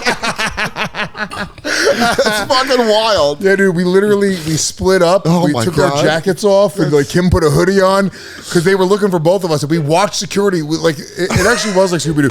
We watched security like running this way, running that way. And we went out. We took separate Ubers home. That's so funny. Yeah. You're someone's Jason Bourne. Yeah. Where they go, we got him. He's outside in a different hoodie. Yeah. Did you wear Kim's hoodie? It's like a pink juicy one. She's in a fucking real ass podcast. Dude, that's I hear stories about this all the time. And I used to be in very toxic relationships. I don't do that anymore, though. It was always blackmail, like what you said. Like Karen, no, it was a black woman. Yeah, you would film, but Karen would film you doing coke and being like, "I'll lose you custody." Yeah, I've never been in threatening me to tell Beatrice, specifically with the implication that Beatrice would take my child away to another state.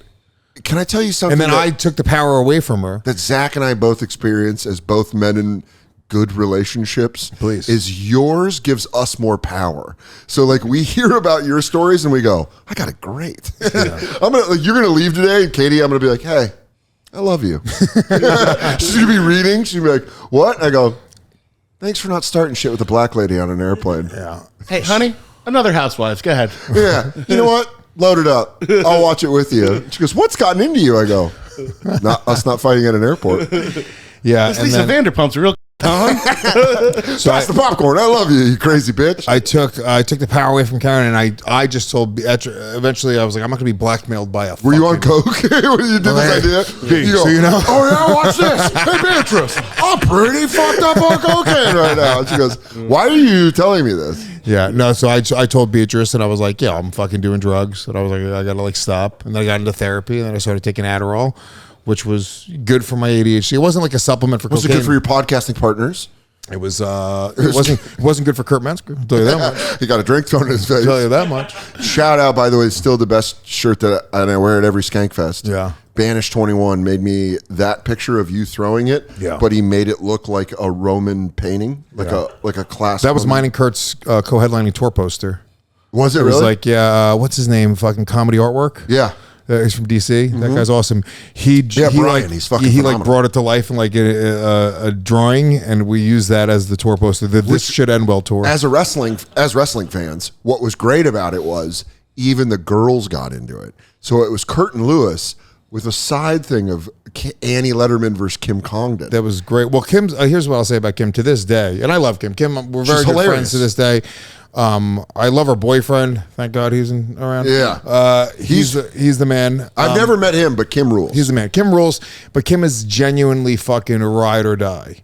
Like legit, like I'm talking about fucking. That's that Puerto Rico. Yo, so as soon as like you guys get together and there's like, well, she also like Papi, no one's gonna. She was the reason that it even got out of control to begin with. To be honest with you, because me and Kurt had gotten into an argument like months before. You guys have been getting into arguments since Big J has introduced you to Kurt. It's not even like arguments. Kurt was very disrespectful to like me and Dave. He was very dismissive. Yeah, like this fucking generation of like older comics and the last of the. They cellar. got it from like Patrice and Bobby, and then they were like, "Oh, we have guys to be shitty to now," and we're just all nice. Like I call my openers special guests. I'm like, my special guest. He's the fuck.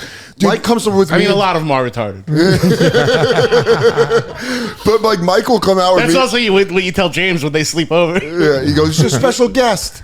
A special guest, new mom. Oh my God! And James goes, "You know, my dad can beat up Batman." She's like, "Honey, whatever you're feeding this kid, keep it dry." Well, let's see if he can beat up me. It's just a chick with bruises and a cigarette. She goes, "Oh, I didn't know he's a tough guy." I also would date that female from the Batman movie. Where she goes, Hey, baby, this guy says you gotta stop robbing the bank. who's this? This pussy dressed like a bat. Immediately, you don't even get to the bat before they break in your hand. Look at my hand. Look at my fucking hand. Can I do 15 tonight, Mr. J. Gomez? Mr. Gomez, I got a podcast idea. And he goes, that's a brilliant idea. I need to shut down your podcast network. You're polluting the streets of Gotham with too many ad reads. I just reported your podcast to YouTube. But you know what's funny is, like, you're absolutely right. That old generation of comics would be like, you suck, you stink. Yeah. But then I noticed a lot of them don't like don't like the threat of physical violence. Oh, yeah. Where you go, I'll fucking slap you. Yeah. And then they go, whoa, whoa, whoa, whoa. Like, they're like, you can't do that. That's the great equalizer in the world. It's like at one point, there's a line where you stop being a comic. Yeah. You start being real. You start being a Well, man. it's like, no, you see it all the time. It'll be like just like some dude that works at the airport. Like you see a viral video, and it's like some dude's like just punching some customer in the face. You're like, oh, no, they got to the line where he stopped being an airport employee. That's and he had to be real. And he started acting like a real airport employee. Started acting like a CVS employee. Yeah, real air dude. Real air dude's great. Now, this is not at all a memorable name. Great stash. And it literally looks like he just fucking fouled one off his shin. Glenn Davis. Oh, what a fucking... That guy works in accounting at an insurance firm 3 years after that. This was not a particularly... I don't think this What are was his a fun long- facts, though? Fun facts. This sounds like a made-up name. Yeah. This is an Epstein log name. You know, I think that's Tom Hanks. Yeah, you see BC crossed off, and it's Glenn Davis. All right, let's see. Glenn belted home run in first National League Championship Series at bat. Okay. 86, okay. This is the home run 1-0 game for Astros versus Mets. Shit. And then the third fact. I hope the third fact guy was fired. There's Yeah. probably 3 departments. First fact, second fact. Randy, what do you department. got? He goes, nothing. This guy likes movies? I don't know. He occasionally eats spaghetti. All right, here's what it says. He gets nervous crossing the street. I don't know what else you want me to tell you. There's another fact item. He hates Jews and he eats spaghetti. What do you want me to put? I can't put the Jew thing on there. Well, the spaghetti thing. We'll go with that. All right, this is, he's a stepbrother of A's Storm Davis. Okay. If Storm Davis is in the pack. If he's in the pack, if we got the stepbrothers. Great. If not.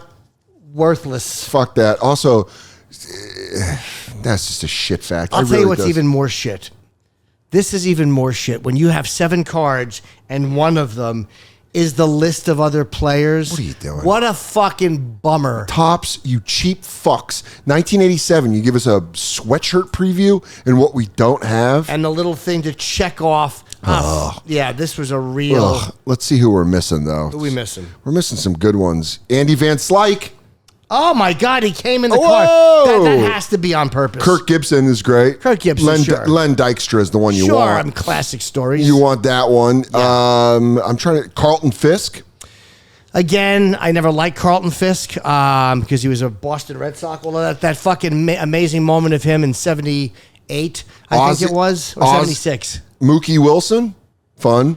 Ozzie Smith. Yeah. The Wizard. Those are some good ones. Yeah, some good players. How many do you have left? Oh. Because we're down to... 2. Oh, boy. I won't even look at the last one. I'm going to Okay. hide it under my thigh. Daddy hide card under thigh. Mike Henneman, who apparently throws like a girl. Oh, my. What a horrible picture.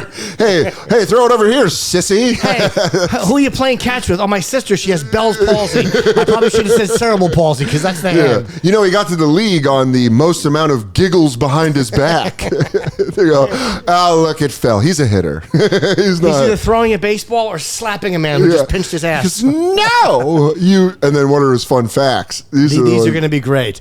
All right, Michael Henneman played baseball at Oklahoma State University. Who gives a shit? Fact, but not fun. They should cross the fun part of Yeah. that out. Here's the next one. He pitched a no-hitter for the Cowboys. Okay. That's bad. That's football.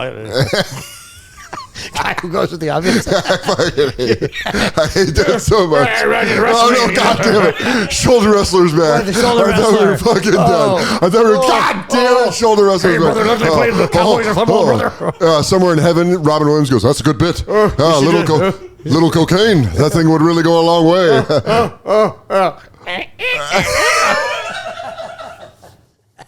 Oh my God. Oh my. What's the third horrible fact? Third horrible fact, and hurled in 1983 and 84 college World Series. I guess, and hurled, they were trying to use like baseball lingo, or either he vomited. He's like, this guy puked all over the college World Series. Puked in the pubes of a man with a giant penis. Oh, I know what happened. Oh, get it away. Get it. Look at that. I mean, that picture is so funny. Oh, Mikey They Hanneman. gave him, as a cartoon, a better throwing motion. They really did. Yeah, that was the one on the front. That's a terrible fucking picture. This guy really wanted him to look stupid. These are awful cards too, like with the little white outline around the head. These are not good cards. And they thought with the little fucking rainbow name. Oh, it's awful. Stinks. Who's the last one though? Here's the last one. Chili Davis. Dude, love Chili Davis. Was a San Francisco Giant. Journeyman. Played all over the league. Yeah. Chili Davis was one of my favorite cards when I was little as a San Francisco Giant. Really? Like in the early 90s. So this is before that. This was on the Angels. And yes, he was. California Angels. Let's see cool, his fun facts. You're right. Cool black guy name. White guy again. Chili Davis. Chili Davis. Here's the cool fun facts. And he's white on the back? A white guy in the back. Yes, you can never unsee that. So funny that they do that. By the way, all it takes is them getting another colored pencil. Absolutely. And just doing a little. Maybe they couldn't do black right. Like they just couldn't get it right. Everything looked like a fucking 1920s propaganda poster. But we can't do this. Think of, what is this, for the Atlantic slave trade? Why do you do it? We're not putting this on the card. We can't look at this guy. Looks Nigerian. Go with the white guy. Yeah, they go. We'll just make them all white. You know what? We could solve this thing real quick. Exactly. It's that side mouth stuff where they go, we're just going to make them all white. What's all we're going to do? Have fucking offensive cartoons? You guys looks like fucking, the kind of people that Tarzan fights. So why don't we make them all white on the back? No. With the metal on it. I'm a macho man. I hate it. I have to burn these rubber wrestlers. Oh, look at this. I play for San Francisco. I hate it. I hate improv, Jim. I never thought just him going, dude, you just know something shit's coming. Can I borrow your belt? That's just the hang yourself shelf. That's my hang yourself shelf. Yes, hang yourself. No.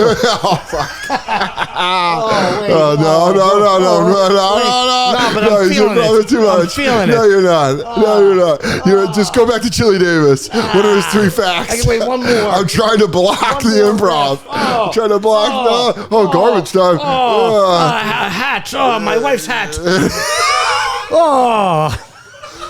It really is my wife's hat. This is my first doorman building. So to get into the mind of the doorman, did you hate anybody that lived there? Yes. Who was the worst? There was. So What here's would the they thing. do? I would say 90% of the people were cool, right? And 90% of the people just moved there because they liked the building. 10% of the people lived there because they wanted to boss around Doorman. And there was one guy. I do a joke. I've been doing a joke about this for years because I don't write enough. And I got fired from the job. I got fired from being a doorman, and technically it's for leaving the door open. That's part of the joke. That really, But it really I did know what happen. joke you're talking about. Yeah, That was real? That's real.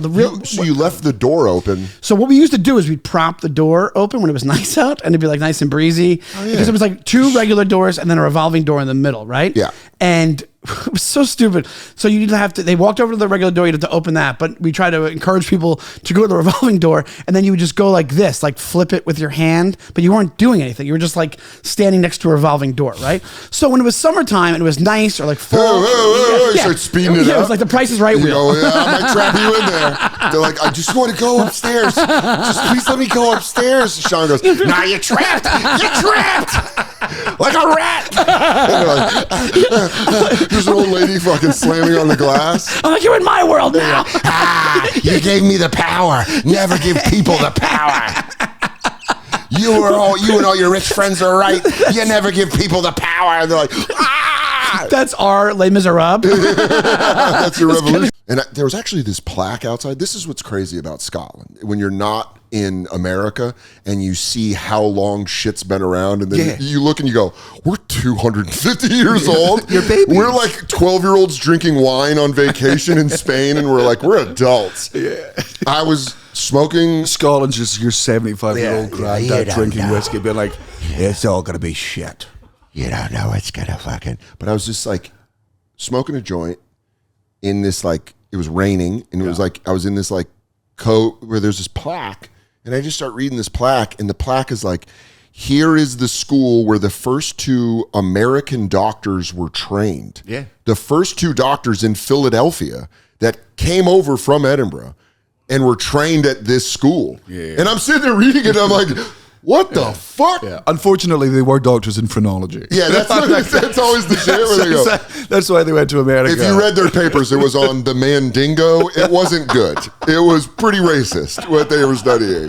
That's why we sent them to America. Well, like, hey, go see what really is going on. But they, but I would walk up. It was like I'd walk up this staircase, and the door was always open. Yeah. And the door was always open in this back, like, green room office, and you'd walk down the stairs to get out of it. And every time I would get to a certain level, the door would fucking slam. Not shut, like slam. And no one was in the room.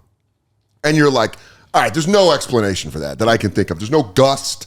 All the windows are closed. It's like that door was like someone was like, get the fuck out of here. Stop performing in my bedroom. That's what I thought. Stop. I'm not going to lie. I think that was my harshest criticism of just Fringe. A ghost every night. Never mind the reviews. Enough. Man, I had as somebody who doesn't believe in ghosts at all, I had a really fucked up one in Edinburgh. So I was dating an American girl.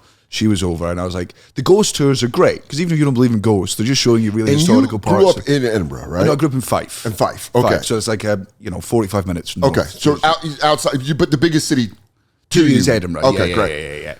So I take this girl on to like the fucking the tour just to get like the history lessons, and we go to like this underground bit where it's like the vaults and stuff, and it's deep underneath the city, and the gothy like tour guide, he's very good and he knows what he's doing. So he walks us all in, and he starts talking to the ghost. He's like, I talk to the spirit that's in here, because it just means like she fucks with us less. And the girl I'm with is like, oh my God. And I'm like, you're all fucking idiots. All these, this is just in like an American tourist trap, you gullible fucking idiots. Yeah. He's playing you like a fiddle. And he walks us down all these vaults. And man, look, it's damp, it's dark, it's like, it is spooky. Scary. He gets to one room, and he's like, this is the most haunted room. This is where we think that she died. And like in the center of the thing, there's like a pentagram. And I'm like, what the fuck is that? He's like, because this is the most haunted room in Scotland, in fact, probably in Europe, we get like a lot of cults will occasionally come here to like do little ceremonies, and we rent out to make the fucking money. And I'm like, all right, cool. And he goes, also, if you want, you can, if you stand in the middle of that, this pentagram, really weird shit normally happens. I don't recommend you do it, but you're free to do what you like. Holy fuck. Can I just tell you how big of a pussy I am? That I would go, no, don't. The group I was with, I'll go, hey, if anyone steps in that pentagram, we're fighting when we get out of this dungeon. Like, full on, I will go to your Scottish prison. I'm going to beat the fuck out of whoever stands in the middle of that pentagram. Man, woman, or child. If your child accidentally runs into the middle of the pentagram, it's on sight. He just steps in, his head fully rotates. And he's like, it's my dad's voice. And he goes, damn, none of your jokes about me make sense. And I go, I'll fucking kill you. Yeah.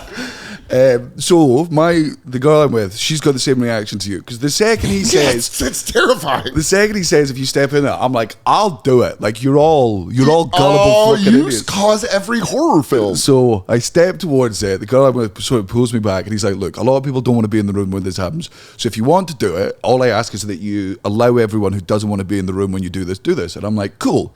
If people want to leave, and like everyone leaves the room, so it's just me in the room by yourself with the pentagram, right? So I'm like, okay, this is like, you're all idiots. Can I tell you right now? Yeah. There are a lot of people who talk that shit about not believing in ghosts. Yeah. I've met them. Yeah. Dear friends with a lot of them. Yeah. I'm just telling you right now, where you're at in this story. Yeah. I know you don't believe in ghosts. Yeah. You're alone in a dungeon with a pentagram. Yeah. And you're still going, yeah. This is wild. I would have been outside going, lock him in there. Lock him the fuck in there. He's going to come out, he's going to sound the same, but that's how they get you. That's how they fucking get you. He's a host. It's called a host. It's how they bring spirits out. You need to fucking kill him. Everyone's out of the room.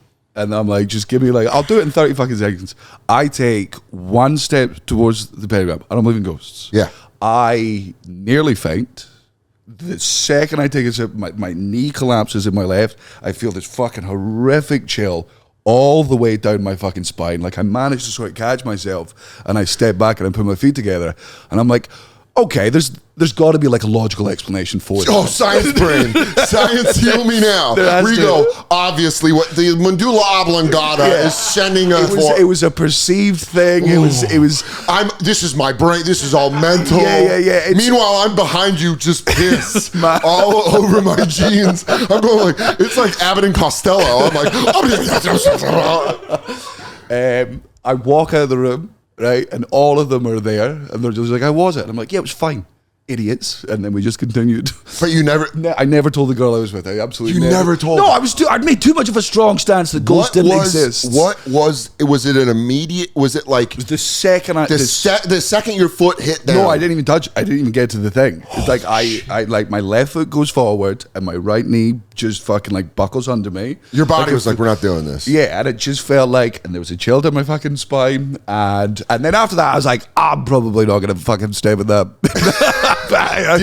Does a situation like that, does it move the needle at all of you believing in ghosts? This is going to frustrate everyone, but no. Like, you know, my dumb science brain is just like, if you're scared of something, you will see it everywhere. I'll agree with that. I'll agree with that your brain can psych you out in a way. But I think there's sometimes, like Liz at the Comedy Cellar, one of my favorite human beings on the planet. She's there all hours of the day. She's a no bullshit. She's the most no bullshit person I know. Mm-hmm. She's like, that fat black is haunted. And she's like, it just that is. What? The fat black pussycat. Oh, right. Sorry, that's crazy that I just said that. Can I just tell you, I did not realize. Can I just tell you right now, I did not realize shorthand, the way comics talk. I was just at the Cellar last night, and I'm like, oh, I'm over at the Fat Black. That out of context is a wild. That fat black's haunted? I'm like, what the? What kind of racism is that? Damn, America's really feeling themselves. Trump got in, and these boys are just dropping the mask. What a callous. I'm gonna tell you right now, these fat blacks, they're haunted. Which is why I have to put on this very similar ghost suit. Yeah, ooh, this is how that's South Park. This is how you scare them out of town. Oh boy, 2-camera, fat black pussycat. Look it up on Google Maps. It's a real thing. It's a lounge where they do shows, but she is like matter of factly like, oh, the fat black pussycat is haunted.